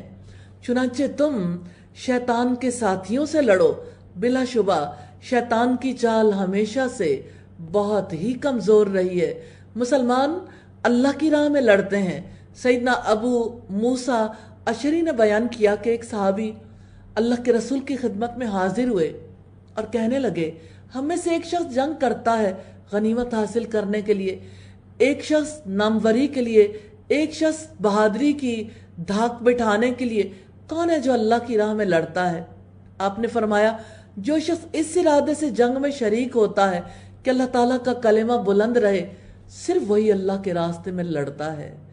رکوع نمبر 8 ہے الم تر الی الذین قیل لهم کفوا ایدیکم واقیموا الصلاۃ وآتوا الزکاۃ، کیا آپ نے ان لوگوں کو نہیں دیکھا جن سے کہا گیا تھا کہ تم اپنے ہاتھوں کو روکے رکھو اور نماز قائم کرو اور زکوٰۃ ادا کرو؟ پھر جب ان پر قتال لکھ دیا گیا تب ان میں سے ایک گروہ انسانوں سے ایسے ڈرنے لگا جیسے اللہ تعالیٰ سے ڈرتا ہو یا اس سے بھی زیادہ ڈرنا، اور انہوں نے کہا اے ہمارے رب، تو نے ہم پر قتال کیوں لکھ دیا؟ کیوں نہیں ہمیں قریب کے وقت تک مہلت دی؟ آپ کہہ دیں کہ دنیا کا سامان بہت ہی کم ہے اور آخرت اس کے لیے بہت ہی بہتر ہے جو متقی بنے، اور تم پر ایک دھاگے کے برابر بھی ظلم نہیں کیا جائے گا۔ یہ جہاد کا حکم فرض ہونے سے پہلے کا حکم تھا۔ یہ مسلمانوں کی مکہ میں حالت تھی کہ مسلمان کمزور تھے، پھر جب مدینہ آ گئے تو ان میں سے ایک گروہ ڈرنے لگا۔ آغاز اسلام میں مسلمانوں پر نماز اور زکوٰۃ فرض نہیں تھی، اور پھر جب فقراء اور مساکین کے ساتھ حسن سلوک کرنے کا موقع آتا تو ظاہر ہے کہ اللہ تعالیٰ کی طرف سے جو رسول اللہ انہیں صدقہ و خیرات کرنے کا حکم دیتے وہ اس کو پورا کرتے تھے۔ میمون بن مہران نے کہا دنیا قلیل ہے اور قلیل کا اکثر گزر چکا، اور قلیل میں سے بھی بہت ہی قلیل باقی ہے۔ اس وجہ سے آپ صلی اللہ علیہ وسلم نے فرمایا اگر تم نے جہاد کو چھوڑ دیا اور بیلوں کی دموں کو پکڑ لیا اور آئینہ کا کاروبار کرنے لگے تو اللہ تعالیٰ تمہاری گردنوں میں ذلت کا طوق ڈالے گا، اور یہ ذلت تم سے چمٹی رہے گی الا یہ کہ تم اللہ تعالیٰ کی طرف رجوع کرو اور اس راہ پر لوٹ آؤ جس پر تم پہلے تھے، اور تم پر ایک دھاگے کے برابر بھی ظلم نہیں کیا جائے گا، یعنی تمہارے اعمال کے اجر میں کمی نہیں کی جائے گی۔ اینما تکونوا یدرککم الموت ولو کنتم فی بروج مشیدہ، تم جہاں کہیں بھی ہوگے موت تمہیں پہنچ ہی جائے گی، اور اگرچہ تم مضبوط قلعوں میں ہو، اور اگر انہیں کوئی بھلائی پہنچتی ہے تو وہ کہتے ہیں کہ یہ اللہ تعالیٰ کی طرف سے ہے، اور اگر انہیں کوئی برائی پہنچتی ہے تو کہتے ہیں کہ یہ تمہاری طرف سے ہے۔ آپ کہہ دیں سب اللہ تعالیٰ ہی کی طرف سے ہے، پھر ان لوگوں کو کیا ہو گیا ہے کہ قریب نہیں ہے کہ کوئی بات سمجھیں۔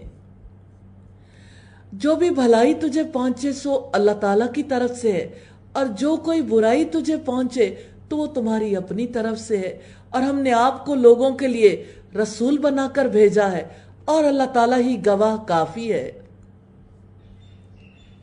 اور جس نے رسول کی اطاعت کی اس نے حقیقتاً اللہ تعالیٰ کی اطاعت کی، اور جس نے منہ موڑا تو ہم نے ان پر آپ کو نگہبان بنا کر نہیں بھیجا۔ اور وہ کہتے ہیں اطاعت ہوگی، پھر جب وہ آپ کے پاس سے نکلتے ہیں تو ان میں سے ایک گروہ رات کو آپ کی بات کے خلاف مشورہ کرتا ہے، اور اللہ تعالیٰ لکھ رہا ہے جو وہ رات کو مشورہ کرتے ہیں، چنانچہ آپ ان سے منہ موڑ لیں اور اللہ تعالیٰ پر توکل کریں، اور اللہ تعالیٰ ہی وکیل کافی ہے۔ افلا یتدبرون القرآن ولو کان من عند غیر اللہ لوجدوا فیہ اختلافا کثیرا، تو کیا وہ قرآن مجید میں غور و فکر نہیں کرتے؟ اور اگر وہ غیر اللہ کے پاس سے ہوتا تو اس میں وہ یقیناً بہت زیادہ اختلاف پاتے۔ اور جب ان کے پاس امن یا خوف کا کوئی معاملہ آتا ہے تو اسے مشہور کر دیتے ہیں، اور اگر وہ اسے رسول تک یا اپنے میں سے حکم دینے والوں کی طرف لوٹاتے تو وہ لوگ ضرور جان لیتے اس کو جو ان میں سے اس کا اصل مطلب نکالتے ہیں، اور اگر تم پر اللہ تعالیٰ کا فضل اور اس کی رحمت نہ ہوتی تو بہت ہی کم لوگوں کے سوا تم سب شیطان کے پیچھے لگ جاتے۔ یہ منافق تھے جو مسلمانوں کے اندر افواہیں پھیلاتے تھے، یہ ان کا پسندیدہ شغل تھا، جب کبھی رسول اللہ کے پاس چپکے سے کوئی آتا، منافق مشہور کر دیتے مسلمان فلاں علاقے میں مغلوب ہو گئے، چنانچہ تم اللہ کی راہ میں جنگ کرو، تمہیں تمہاری ذات کے سوا کسی کی تکلیف نہیں دی جاتی، اور مومنوں کو آپ رغبت دلائیں، قریب ہے کہ اللہ تعالیٰ ان لوگوں کی لڑائی روک دے جنہوں نے کفر کیا، اور اللہ تعالیٰ بہت سخت لڑائی کرنے والا، بہت سخت سزا دینے والا ہے۔ امام بغوی لکھتے ہیں کہ غزوہ احد کے بعد رسول اللہ نے ابو سفیان سے وعدہ کر لیا تھا کہ ماہ ذیقعد میں بدر صغرا پر دونوں فریقوں کا مقابلہ ہوگا۔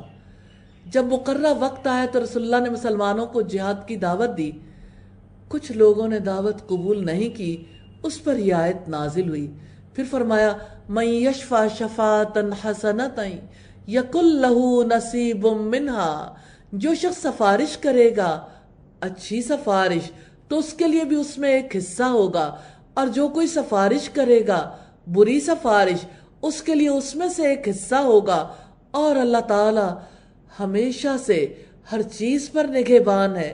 جیسے بری سفارش کرنا نقصان دہ ہے، جیسے کسی حقدار کو حق سے محروم کرنا نقصان دہ ہے، جو حق نہیں رکھتا اگر سفارش کے ذریعے سے اس کو حق دلوایا جائے تو ظاہر ہے اگر اس پر پکڑ ہے۔ اس کے مقابلے میں جب اچھی سفارش ہوگی، حقدار کو اس کا حق دلوایا جائے گا تو اس پر اللہ تعالیٰ کی طرف سے اجر ہے۔ اور اچھی سفارش سے مراد ہے جس سے سچے مقصد کو قوت حاصل ہو۔ مثال کے طور پر جہاد کے لیے ابھارنا اچھی سفارش ہے، قرآن کے لیے ابھارنا اچھی سفارش ہے۔ اللہ تعالیٰ ہم سب کو توفیق عطا فرمائے۔ اور جب تمہیں سلامتی کی کوئی دعا دی جائے تو تم اس سے بہتر سلامتی کی دعا دو یا اتنا ہی لوٹا کر دو، یقیناً اللہ تعالیٰ ہمیشہ سے ہر چیز کا پورا حساب لینے والا ہے۔ اللہ لا الہ الا ہوا، اللہ تعالیٰ وہ ہے جس کے سوا کوئی معبود نہیں، وہ تم سب کو قیامت کے دن ضرور جمع کرے گا جس میں کوئی شبہ نہیں، اور اللہ تعالیٰ سے زیادہ بات میں سچا اور کون ہے۔ رکو نمبر 9 ہے فَمَا لَكُمْ فِي الْمُنَافِقِينَ فِئَتَيْنِ، پھر تمہیں کیا ہو گیا ہے کہ منافقوں کے بارے میں 2 گروہ بن رہے ہو، حالانکہ اللہ تعالیٰ نے اس وجہ سے جو انہوں نے کمایا انہیں اوندھا کر دیا ہے۔ کیا تم چاہتے ہو کہ انہیں ہدایت دو جنہیں اللہ تعالیٰ نے گمراہ کیا ہے، اور جس کو اللہ تعالیٰ گمراہ کر دیں اس کے لیے آپ ہرگز کوئی راستہ نہیں پائیں گے۔ زید بن ثابت نے اس آیت کے بارے میں فرمایا کہ کچھ لوگ منافقین جو اوپر سے نبی صلی اللہ علیہ وسلم کے ساتھ تھے، جنگ احد میں آپ کو چھوڑ کر واپس چلے آئے۔ مسلمانوں کی 2 جماعتیں ہو گئیں، ایک کہتی تھی منافقوں کے ساتھ قتال کریں، دوسری کہتی تھی قتال نہ کریں۔ اس پر نبی صلی اللہ علیہ وسلم نے فرمایا یہ مدینہ طیبہ ہے، پاک ہے، یہ خباثت کو اس طرح دور کر دیتا ہے جیسے آگ چاندی کی میل کچیل کو دور کر دیتی ہے۔ بخاری کی 4589 نمبر روایت ہے۔ وَدُّوا لَوْ تَكْفُرُونَ كَمَا كَفَرُوا، وہ چاہتے ہیں جیسا کہ انہوں نے کفر کیا ہے، کاش تم بھی کفر کرو تاکہ تم سب برابر ہو جاؤ، چنانچہ ان میں سے تم کسی کو دوست نہ بناؤ جب تک وہ اللہ تعالیٰ کی راہ میں ہجرت نہ کریں، پس اگر وہ منہ پھیر لیں تو جہاں بھی تم ان کو پاؤ انہیں پکڑو اور قتل کر دو، اور ان میں سے کوئی دوست اور کوئی مددگار نہ بناؤ سوائے ان لوگوں کے جو ایسے لوگوں سے وابستہ ہوں کہ تمہارے درمیان اور ان کے درمیان معاہدہ ہے، یا وہ تمہارے پاس اس حال میں آئیں کہ ان کے سینے تنگ ہیں کہ وہ تم سے لڑیں یا اپنی قوم سے لڑیں، اور اگر اللہ تعالیٰ چاہتا تو ضرور انہیں تم پر مسلط کر دیتا، پھر وہ ضرور تم سے لڑتے۔ سو اگر وہ تم سے کنارہ کشی اختیار کریں اور تم سے جنگ نہ کریں اور تمہاری طرف صلح کا پیغام بھیجیں تو اللہ تعالیٰ نے ان کے خلاف تمہارے لیے کوئی راستہ نہیں رکھا۔ جلد ہی تم کچھ لوگوں کو پاؤ گے جو ارادہ رکھتے ہیں کہ تم سے بھی امن میں رہیں اور اپنی قوم سے بھی امن میں رہیں، مگر جب کبھی انہیں فتنے کی طرف لوٹایا جاتا ہے تو اس میں اوندھے ڈال دیے جاتے ہیں۔ چنانچہ وہ اگر تم سے الگ نہ رہیں اور تم پر صلح بھی پیش نہ کریں اور اپنے ہاتھ تم سے نہ روکیں تو تم ان کو پکڑو اور جہاں بھی انہیں پاؤ قتل کرو، اور یہی لوگ ہیں جن کے خلاف ہم نے تمہارے لیے واضح دلیل بنا دی ہے۔ رکو نمبر 10 ہے وَمَا كَانَ لِمُؤْمِنٍ أَن يَقْتُلَ مُؤْمِنًا إِلَّا خَطَأً، اور کسی مومن کا یہ کام نہیں ہے کہ کسی مومن کو قتل کرے مگر غلطی سے، اور جو کسی مومن کو غلطی سے قتل کر دے تو ایک مومن غلام کو آزاد کرنا ہے اور مقتول کے گھر والوں کو دیت ادا کرنی ہے، مگر یہ کہ وہ صدقہ کر کے معاف کر دیں۔ پھر اگر مقتول ایسی قوم سے ہو جو تمہاری دشمن ہے حالانکہ وہ خود مومن ہو تو ایک مومن غلام کو آزاد کرنا ہے، اور اگر وہ ایسی قوم سے ہو جس کے اور تمہارے درمیان معاہدہ ہو چکا ہو تو دیت ادا کرنی ہے جو اس کے گھر والوں کے حوالے کی گئی ہو، اور ایک مومن غلام کو آزاد کرنا ہے۔ تو جو کوئی نہ پائے غلام تو اس پر 2 مہینے کے لگاتار روزے رکھنا ہے، یہ اللہ تعالیٰ کی طرف سے توبہ کے لیے ہیں، اور اللہ تعالیٰ ہمیشہ سے سب کچھ جاننے والا کمال حکمت والا ہے۔ سیدنا عبداللہ بن مسعود کہتے ہیں کہ نبی صلی اللہ علیہ وسلم نے فرمایا، سب سے پہلے قیامت کے دن لوگوں کے درمیان خون خرابے کے فیصلہ جات کیے جائیں گے۔ بخاری کی 6864 نمبر روایت ہے۔ بات ہے قتل خطا کی۔ اسلام دنیا میں کسی ایسی حالت کا تصور نہیں کرتا جس میں ایک مسلمان کی جانب سے دوسرے مسلمان کے ناحق قتل کا جواز پیدا ہو۔ جو کوئی خطا سے کسی مومن کو قتل کر دے اس کے لیے دیت ہے جس کی مقدار 100 اونٹ یا اس کے مساوی قیمت سونے، چاندی یا کرنسی سے ہے۔ اصل جو ہے وہ 100 اونٹ ہے، کرنسی کو اس لیے پیچھے رکھا کہ یہ اوپر نیچے جاتی رہتی ہے، جانور کی قیمت بڑھے گی یا سونے چاندی کی قیمت بڑھے گی تو کرنسی کی قیمت تو گر جاتی ہے۔ سنن ابی داؤد کے مطابق دیت کی قیمت 800 دینار ہے یا 8000 درہم ہے۔ ترمذی کے مطابق 2000 درہم ہے۔ سیدنا عمر نے اپنے دور خلافت میں کمی بیشی کی تھی۔ قتل خطا میں قصاص نہیں ہے، صرف دیت ہے۔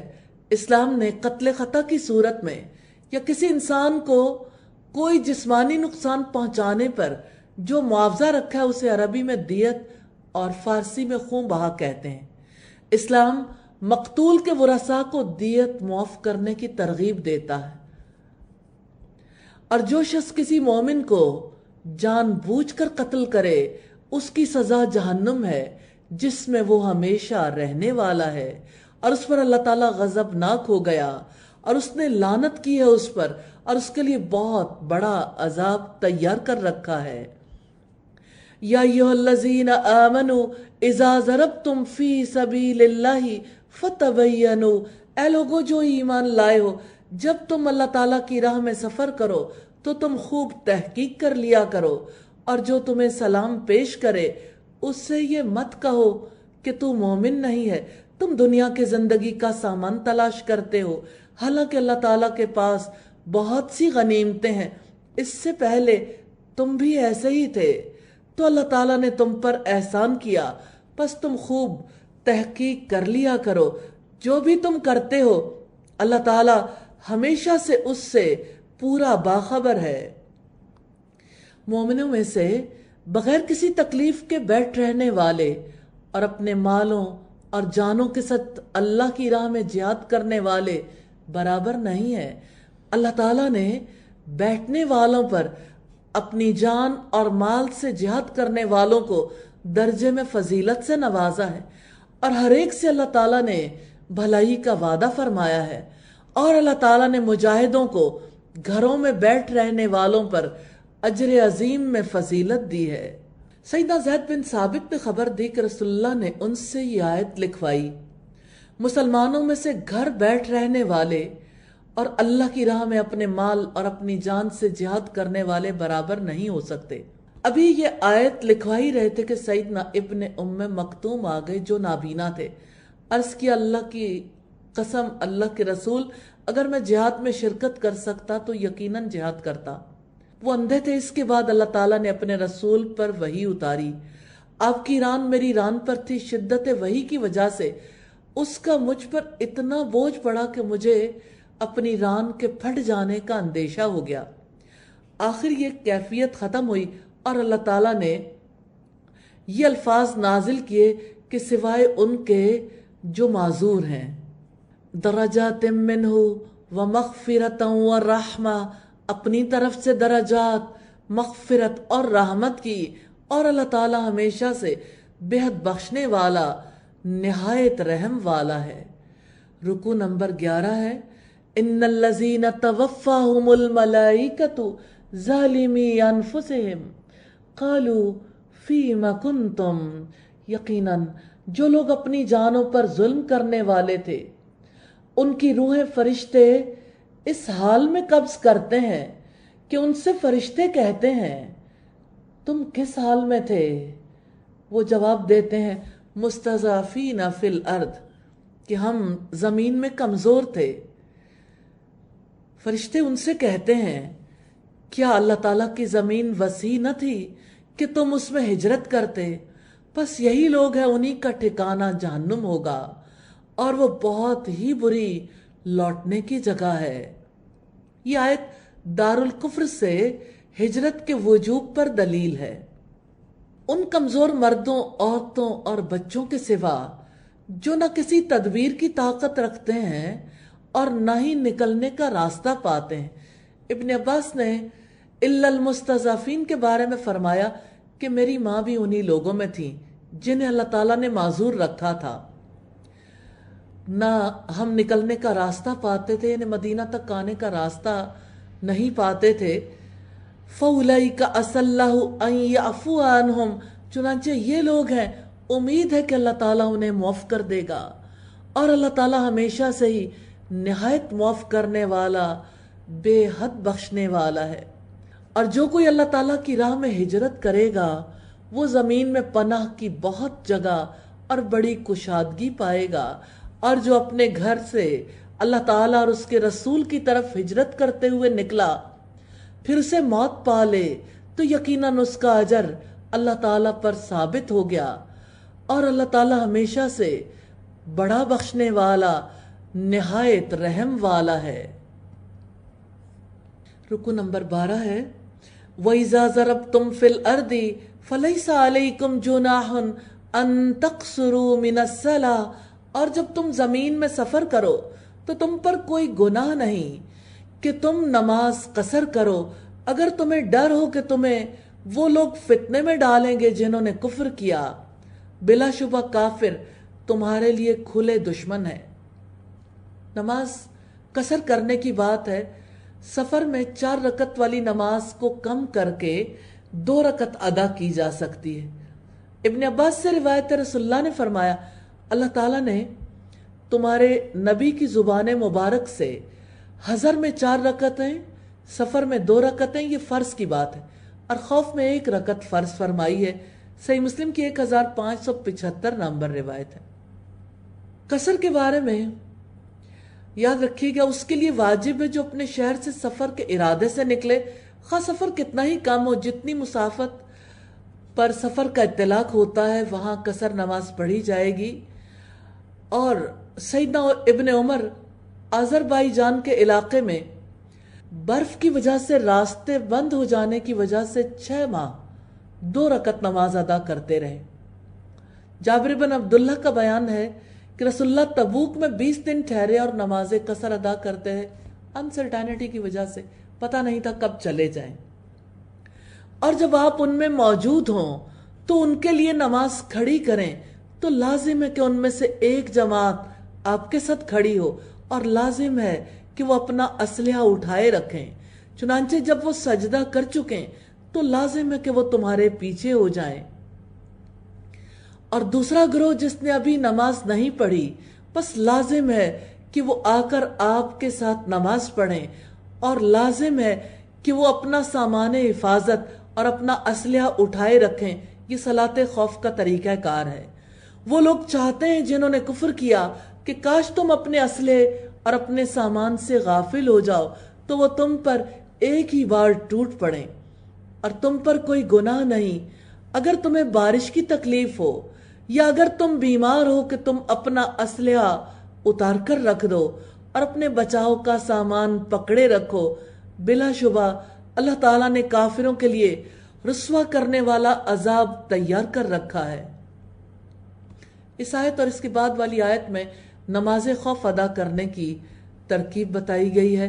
پھر جب تم نماز پوری کر چکو تو کھڑے ہوئے اور بیٹھے ہوئے اور اپنے پہلوؤں پر لیٹے ہوئے اللہ تعالیٰ کو یاد کرتے رہو۔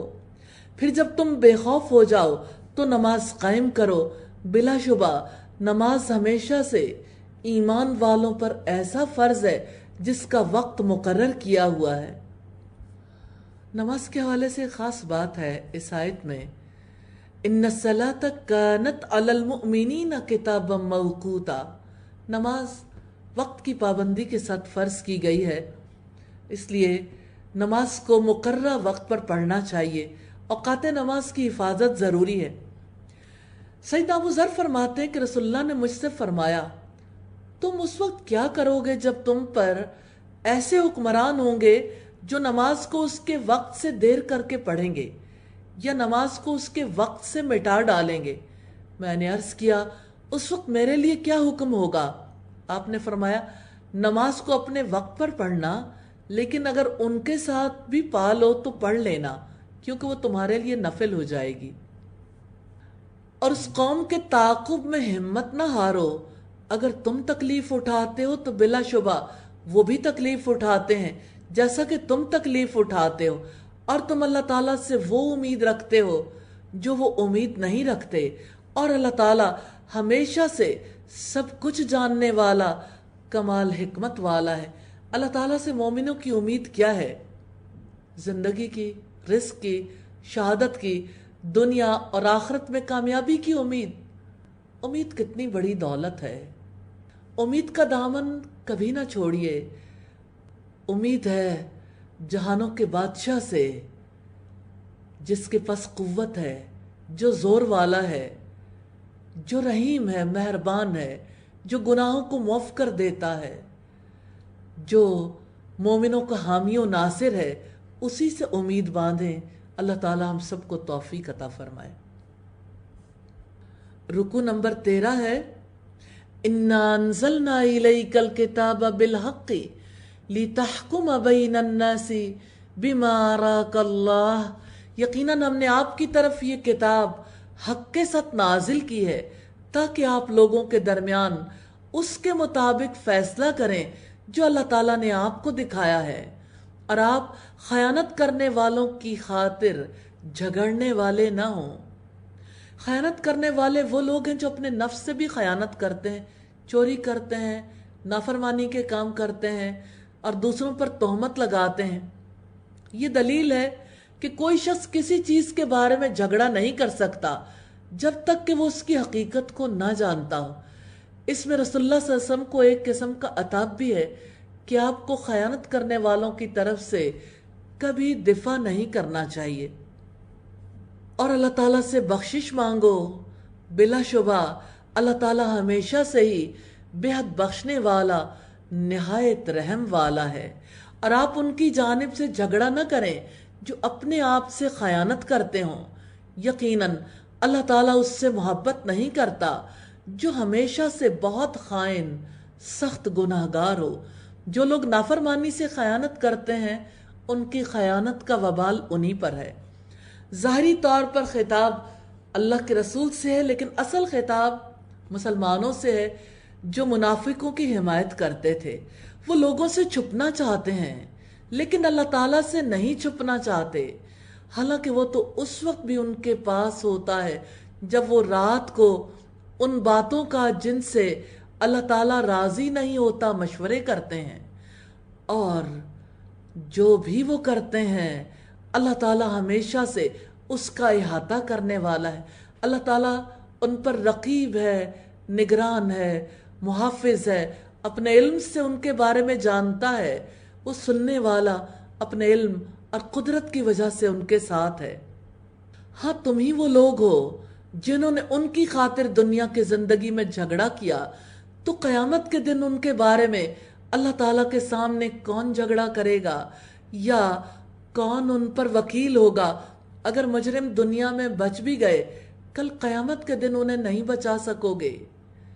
اللہ تعالیٰ سب پوشیدہ اور ظاہر کو جانتا ہے، اس دن مجرموں کی طرف سے کون وکالت کرے گا؟ اور جو شخص کوئی برائی کرے یا اپنی جان پر ظلم کرے پھر اللہ تعالیٰ سے بخشش کی درخواست کرے، وہ اللہ تعالیٰ کو بے حد بخشنے والا، نہایت رحم والا پائے گا۔ اپنی جان پر ظلم کرنے سے مراد گناہ کرنا ہے جن سے انسان اپنے آپ کو ہی نقصان پہنچاتا ہے، جیسے نماز کو ترک کرنا، شراب نوشی وغیرہ۔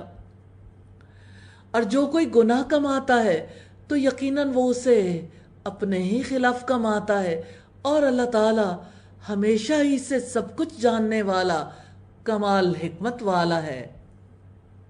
اور جو خطا یا گناہ کمائے، خطا کا لفظ غیر ارادی گناہ پر بولا جاتا ہے، اور اس کے برعکس اسم وہ ہے جو ارادی طور پر کیا جائے، یعنی گناہ، پھر اس کی تہمت کسی بے گناہ پر لگائے تو یقیناً اس نے بڑے بہتان اور سری گناہ کا بوجھ اٹھا لیا۔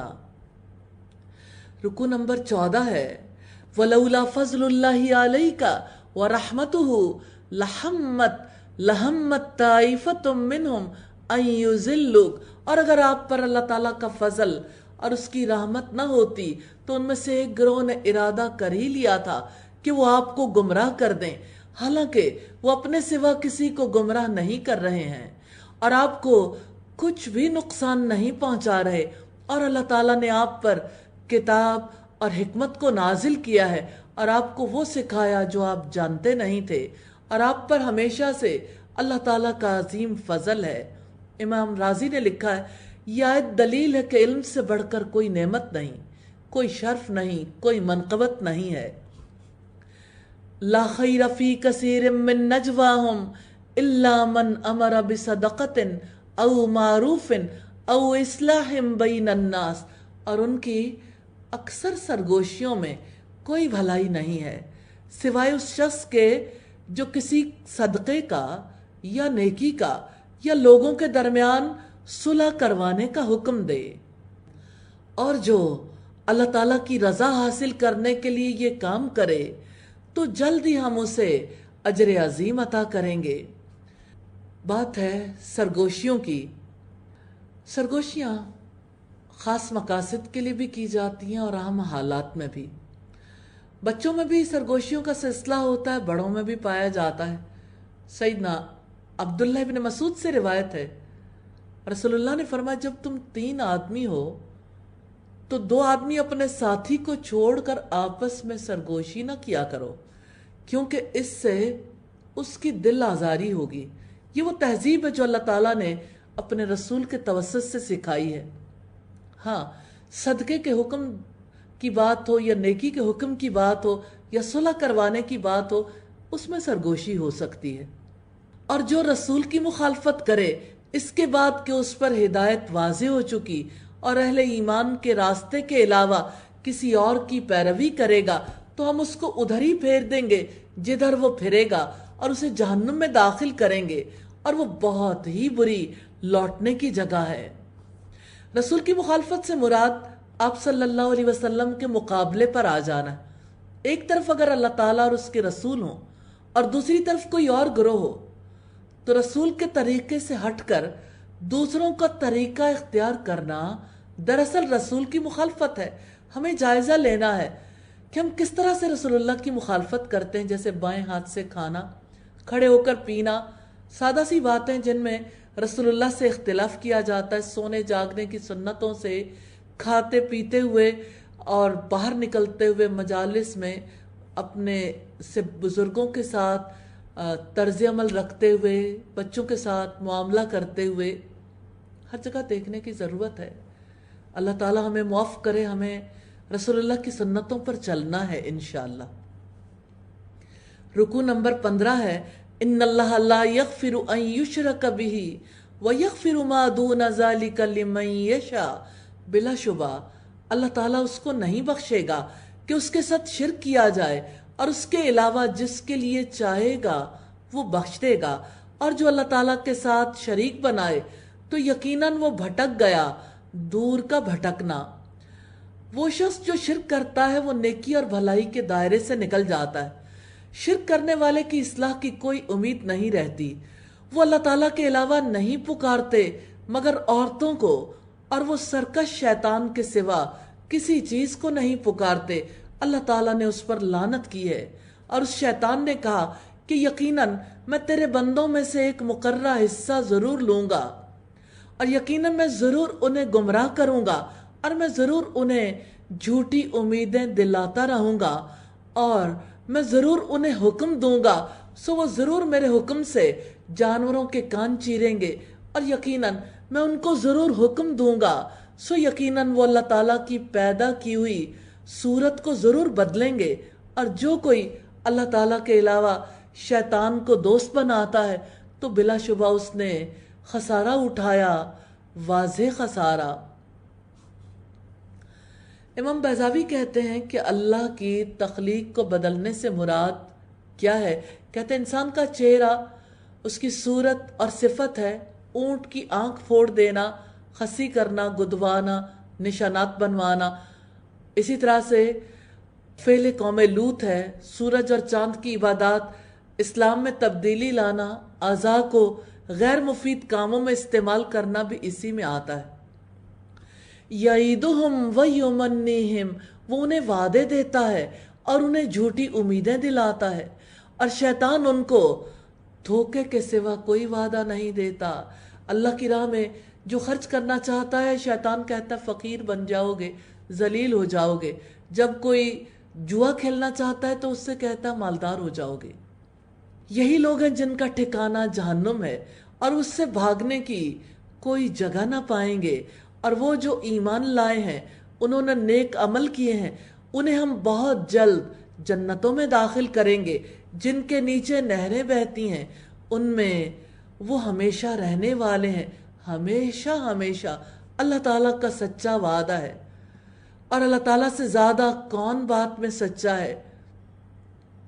सैयदना जाबिर बिन अब्दुल्ला कहते हैं कि रसूलुल्लाह अपने खुतबे में इरशाद फरमा रहे थे, फ़इन्न खैरल हदीस किताबुल्लाह व खैरुल हदी हदी मुहम्मद सल्लल्लाहु अलैहि वसल्लम। बेशक हर बात से बेहतर अल्लाह ताला की किताब है, और सबसे बेहतर रास्ता मोहम्मद सल्लल्लाहु अलैहि वसल्लम का रास्ता है। 2005 नंबर रिवायत है सही मुस्लिम की। अल्लाह ताला से बढ़कर सच्ची बात किसकी हो सकती है? इससे मुराद खबर है ला इलाहा इल्लहु, उसके सिवा कोई माबूद नहीं, उसके सिवा कोई रब नहीं। न तुम्हारी तमन्नाओं पर मदार है और न अहले किताब की तमन्नाओं पर। जो कोई भी बुरा अमल करेगा उससे उसकी सजा दी जाएगी, और वो अल्लाह ताला के सिवा ना कोई दोस्त पाएगा और ना कोई मददगार। और जो भी नेक अमाल में से कोई अमल करे, मर्द हो या औरत, और वो मोमिन हो, तो ये लोग जन्नत में दाखिल होंगे, और उन पर खजूर की गुठली के शगाफ बराबर भी जुल्म नहीं किया जाएगा। वो जन्नत में अपने नफ्स की पाकीज़गी और रूहों की तहारत की वजह से दाखिल होंगे। और दीन में उससे अच्छा कौन है जिसने अपना चेहरा अल्लाह ताला के सुपुर्द कर दिया और वो नेकी करने वाला हो, और उसने इब्राहीम अलैहिस्सलाम की मिल्लत की पैरवी की, और वो एक अल्लाह ताला की तरफ हो जाने वाला था, और इब्राहीम को अल्लाह ताला ने खास दोस्त बना लिया था। अल्लाह ताला के यहाँ कामयाबी का मायार इस्लाम, एहसान यानी क्वालिटी वाला अमल करना और मिल्लत इब्राहीम की पैरवी करना है। सवाल ये पैदा होता है मोहसिन कौन है? जो अल्लाह ताला की निगरानी के यकीन के साथ अमल करता है। और ऐसे शख्स को हनीफ कहते हैं जो हर तरफ से कट कर यकसुई के साथ अल्लाह ताला का हो जाता है। वलिल्लाहि मा फिस समावाति व मा फिल अर्द, और अल्लाह ताला ही के लिए है जो कुछ आसमानों में है और जो कुछ जमीन में है, और अल्लाह ताला हर चीज का हमेशा से احاطہ کرنے والا ہے۔ اللہ تعالیٰ کا علم کائنات کے گوشے گوشے میں پھیلا ہوا ہے، ہر چیز کو اس نے گھیر رکھا ہے، کوئی چیز اس سے چھپی نہیں۔ ہمارے دلوں میں خیال بعد میں آتا ہے، اللہ تعالیٰ اسے پہلے جانتے ہیں۔ رکوع نمبر 16 ہے، وَيَسْتَفْتُونَكَ فِي النِّسَاءِ، اور لوگ آپ سے عورتوں کے بارے میں فتویٰ پوچھتے ہیں۔ آپ کہہ دیں کہ اللہ تعالیٰ تمہیں ان کے بارے میں فتویٰ دیتا ہے، اور اس کتاب میں جو تم پر پڑھا جاتا ہے یتیم عورتوں کے بارے میں ہے، جن کو تم وہ نہیں دیتے جو ان کے لیے فرض کیا گیا ہے، اور تم رغبت رکھتے ہو کہ ان سے نکاح کرو، اور بے بس کمزور بچوں کے بارے میں بھی، اور یہ کہ تم یتیموں کے بارے میں انصاف پر قائم رہو، اور جو بھی تم بھلائی کرو گے تو بلا شبہ اللہ تعالی ہمیشہ سے اس کو خوب جاننے والا ہے۔ لوگ رسول اللہ سے یتیم عورتوں کے حقوق اور میراث کے بارے میں فتویٰ طلب کرتے تھے، انہی کے بارے میں اللہ تعالیٰ نے فتویٰ دیا ہے۔ ابن عباس کہتے ہیں اہل جاہلیت کا دستور تھا، اگر کوئی شخص یتیم بچی کا ولی بننا چاہتا اس پر کپڑا ڈال دیتا، پھر دستور کے مطابق کوئی اس سے نکاح نہیں کر سکتا تھا۔ اگر وہ حسین ہوتی تو ولی خود مائل ہو جاتا، شادی کر لیتا، اس کا مال کھاتا، اگر بدصورت ہوتی مرتے دم تک بٹھائے رکھتا، جب مر جاتی تو اس کا وارث بنتا۔ اللہ تعالیٰ نے اس کو حرام قرار دیا اور اس سے لوگوں کو روک دیا۔ اور اگر کوئی عورت اپنے شوہر سے کسی قسم کی زیادتی یا بے رخی کا خوف رکھے تو ان دونوں پر کوئی گناہ نہیں ہے کہ دونوں آپس میں کسی طرح کی صلح کر لیں، اور صلح بہرحال بہتر ہے، اور ہر نفس میں حرص حاضر رکھی گئی ہے۔ اور اگر تم نیکی کرو اور تقوی اختیار کرو تو یقیناً اللہ تعالیٰ اس سے جو تم عمل کرتے ہو ہمیشہ سے پورا باخبر ہے۔ ابن عباس سے روایت ہے کہ سیدہ سودا رضی اللہ تعالی عنہ کو خوف ہوا کہ بڑھاپے کی وجہ سے رسول اللہ انہیں طلاق نہ دے دیں۔ انہوں نے نبی صلی اللہ علیہ وسلم سے درخواست کی، آپ مجھے طلاق مت دیجئے، اپنی بیویوں میں شامل رکھیے، میں اپنی باری سیدہ عائشہ کو معاف کر دیتی ہوں۔ پھر انہوں نے ایسا ہی کیا، اس پر یہ آیت نازل ہوئی، اور تم ہرگز استطاعت نہیں رکھتے کہ بیویوں کے درمیان عدل کرو، خواہ تم حرص بھی رکھو، چنانچہ تم بالکل ایک جانب پوری طرح نہ جھک جاؤ کہ تم اس دوسری کو لٹکی ہوئی کی طرح چھوڑ دو۔ اور اگر تم اصلاح کرو اور تم ڈرتے رہو تو بلا شبہ اللہ تعالی ہمیشہ سے بے حد بخشنے والا نہایت رحم والا ہے۔ اب صلی اللہ علیہ وسلم نے فرمایا، جس کی 2 بیویاں ہوں اور وہ ان میں سے ایک کی طرف میلان رکھے تو قیامت کے دن وہ اس حال میں آئے گا کہ اس کا ایک پہلو جھکا ہوا ہوگا۔ سیدہ عائشہ بیان کرتی ہیں کہ رسول اللہ اپنی ازواج کے مابین باریاں تقسیم کرتے اور عدل کرتے اور فرماتے، یا اللہ یہ میری تقسیم ہے جو میرے بس میں ہے، اور اس بات میں مجھے ملامت نہ فرمانا جس کا تو مالک ہے اور میرا کوئی اختیار نہیں۔ یہ ابو داؤد کی روایت ہے 2134 نمبر پر۔ اور اگر وہ دونوں جدا ہو جائیں تو ہر ایک کو اللہ تعالیٰ اپنی وسعت سے غنی کر دے گا، اور اللہ تعالیٰ ہمیشہ سے ہی بڑی وسعت والا کمال حکمت والا ہے۔ عام طور پر شوہر بیوی کو اس وجہ سے بھی طلاق نہیں دیتے، خاص طور پر کزن میرج میں، کہ چلو بیچاری پڑی رہے، اب اس کے لیے کوئی کمانے والا نہیں تو چلو میرا ہی آسرا صحیح۔ ایسے لوگ حق نہیں دینا چاہتے۔ اللہ تعالیٰ نے فرمایا جدا کر دو گے اللہ غنی ہے، اللہ اسے بھی غنی کر دے گا۔ وَلِلَّهِ مَا فِي السَّمَاوَاتِ وَمَا فِي الْأَرْضِ، اور اللہ تعالیٰ ہی کا ہے جو بھی آسمانوں میں ہے اور جو بھی زمین میں ہے، اور بلا شبہ تم سے پہلے جو لوگ کتاب دیے گئے تھے یقیناً انہیں بھی اور تمہیں بھی ہم نے وصیت کی ہے کہ تم اللہ تعالیٰ سے ڈر کر رہو، اور اگر تم کفر کرو گے تو یقیناً جو کچھ آسمانوں میں ہے اور جو کچھ زمین میں ہے سب اللہ تعالیٰ ہی کا ہے، اور اللہ تعالیٰ ہمیشہ ہی سے ہر طرح بے پرواہ، ہر تعریف کا حقدار ہے، اور اللہ تعالیٰ ہی کا ہے جو کچھ آسمانوں میں ہے اور جو بھی زمین میں ہے، اور اللہ تعالیٰ ہی وکیل کافی ہے۔ یہ وعید ہے کہ تم 1 منٹ میں ڈھیر ہو سکتے ہو، مٹ سکتے ہو۔ ایک چھوٹی سی مخلوق کورونا آئی ہے اور پوری دنیا تھر تھر کانپ رہی ہے۔ ایک سونامی آئی تھی، سب کو بہا کر لے گئی. زلزلہ آتا ہے طویل ایریا میں، جہاں جہاں آتا ہے کیسے ہر چیز زمین بوس ہو جاتی ہے. اللہ تعالیٰ تمام کائنات کا بادشاہ ہے، ساری کائنات پر اس کا حکم چلتا ہے. وہ ہر شخص کے اعمال کو گھیرے ہوئے ہر ایک پر وہ نگران ہے. اس کا علم ہر جگہ ہمہ وقت موجود ہے، وہ کارساز ہے. اس لیے اللہ تعالیٰ سے دعا کرنی ہے، اللہ تعالیٰ ہمیں مشکل حالات سے نکال لے. اگر وہ چاہے تو تمہیں لے جائے اے لوگو، اور دوسروں کو لے آئے، اور اللہ تعالیٰ اس پر ہمیشہ سے پوری طرح قدرت رکھنے والا ہے. اگر اس بادشاہ کی نافرمانی کرو گے، اس کے احکامات ٹھکراؤ گے، اس کے قانون کی توہین کرو گے، اس کی فرما برداری سے بھاگو گے، وہ تمہیں فنا کرنے کی پوری قدرت رکھتا ہے. نافرمانوں کو مٹا کر وہ فرما بردار پیدا کر دے گا. من کان یرید ثواب الدنیا فعند اللہ ثواب الدنیا والآخرہ. جو دنیا کے بدلے کا ارادہ رکھتا ہے، یعنی اپنی ہمت دنیا کے لیے لگاتا ہے، جانوروں کی طرح ہے، تو اللہ تعالیٰ کے پاس دنیا اور آخرت کا بدلہ ہے. اور اللہ تعالیٰ ہمیشہ سے سب کچھ سننے والا، سب کچھ دیکھنے والا ہے. میں نے یہ جو بات کہی کہ وہ اینیمل لائک ہے، تو اس وجہ سے کہ جانوروں کے لیے تو آخرت کا اجر نہیں ہے.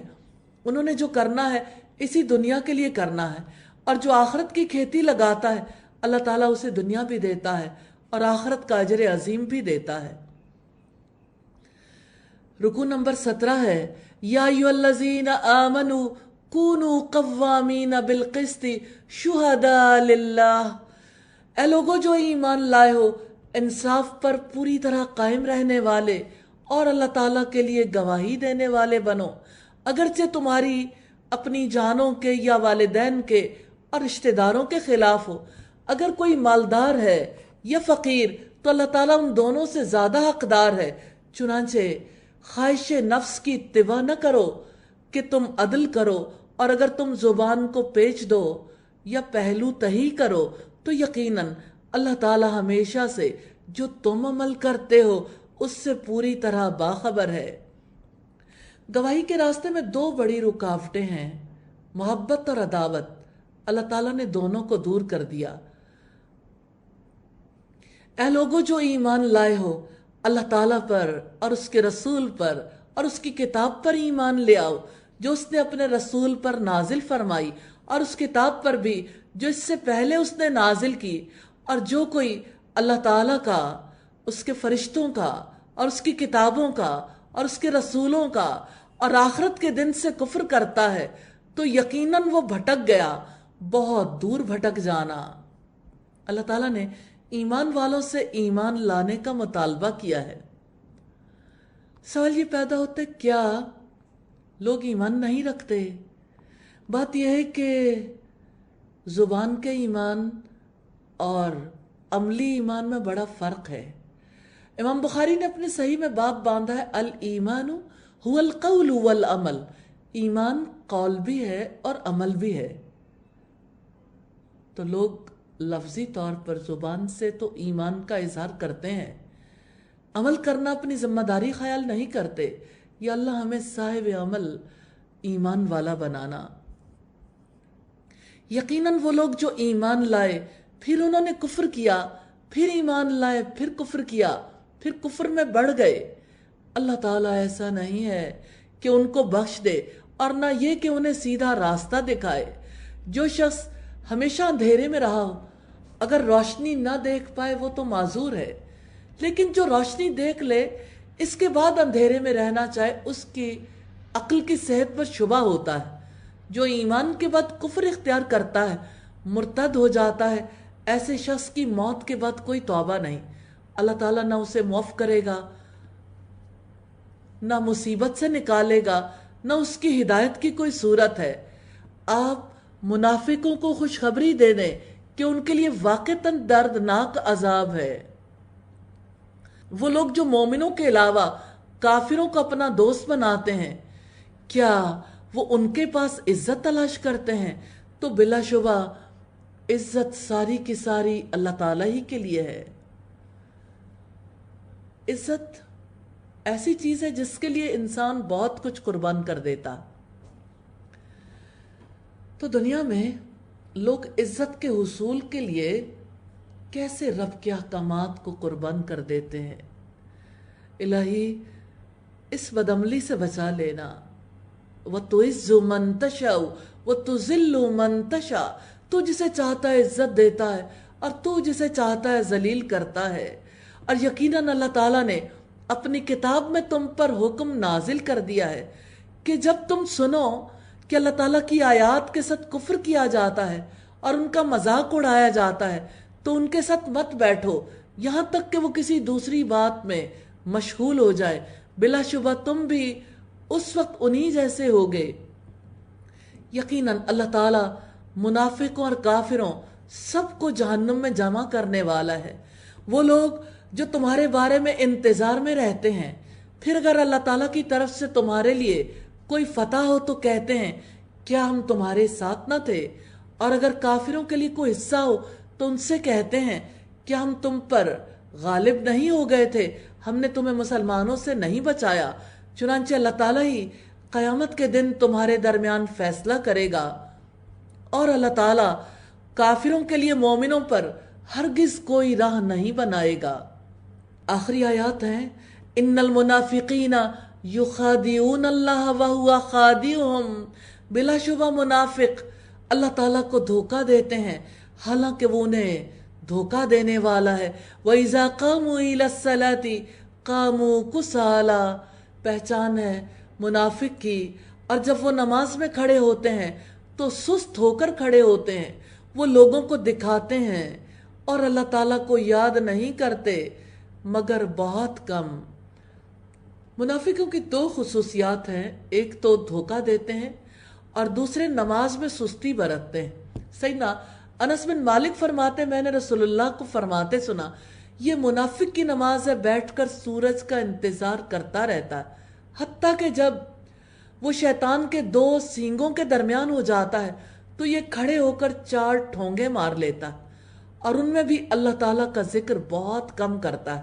یہ مسلم کی 1412 نمبر روایت ہے. مذبذبین بین ذالک لا الہ ہؤلاء ولا الہ ہؤلاء. وہ درمیان میں ہی ڈاواں ڈول ہیں, نہ ان کی طرف ہیں نہ ان کی طرف ہیں.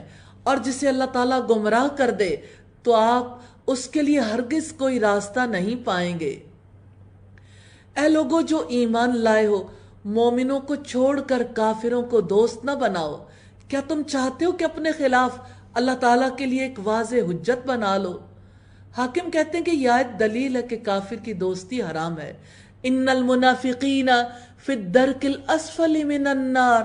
یقیناً منافق دوزخ کے سب سے نچلے درجے میں ہوں گے اور آپ ان کا ہرگز کوئی مددگار نہ پاؤ گے مگر وہ لوگ جنہوں نے توبہ کی اور اصلاح کر لی اور انہوں نے اللہ تعالیٰ کے دین کو مضبوطی سے تھام لیا اور اپنے دین کو اللہ تعالیٰ کے لیے خالص کر لیا تو یہ لوگ مومنوں کے ساتھ ہوں گے اور اللہ تعالیٰ جلد ہی مومنوں کو اجر عظیم عطا کرے گا.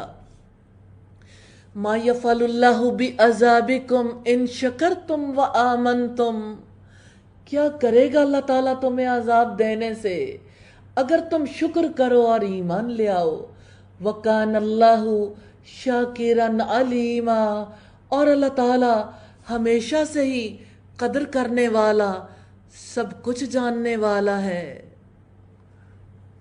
اللہ تعالیٰ ہم سے چاہتے ہیں کہ ہم شکر گزار بن جائیں. شکر گزاری بہت بڑی صفت ہے. منعم کے احسانات کو محسوس کرنا اور اس کے احسانات پر اس کا شکر ادا کرنا دراصل انسان کو اس کی ریالٹی پر لے آتا ہے. شکر گزاری بہت بڑی صفت ہے.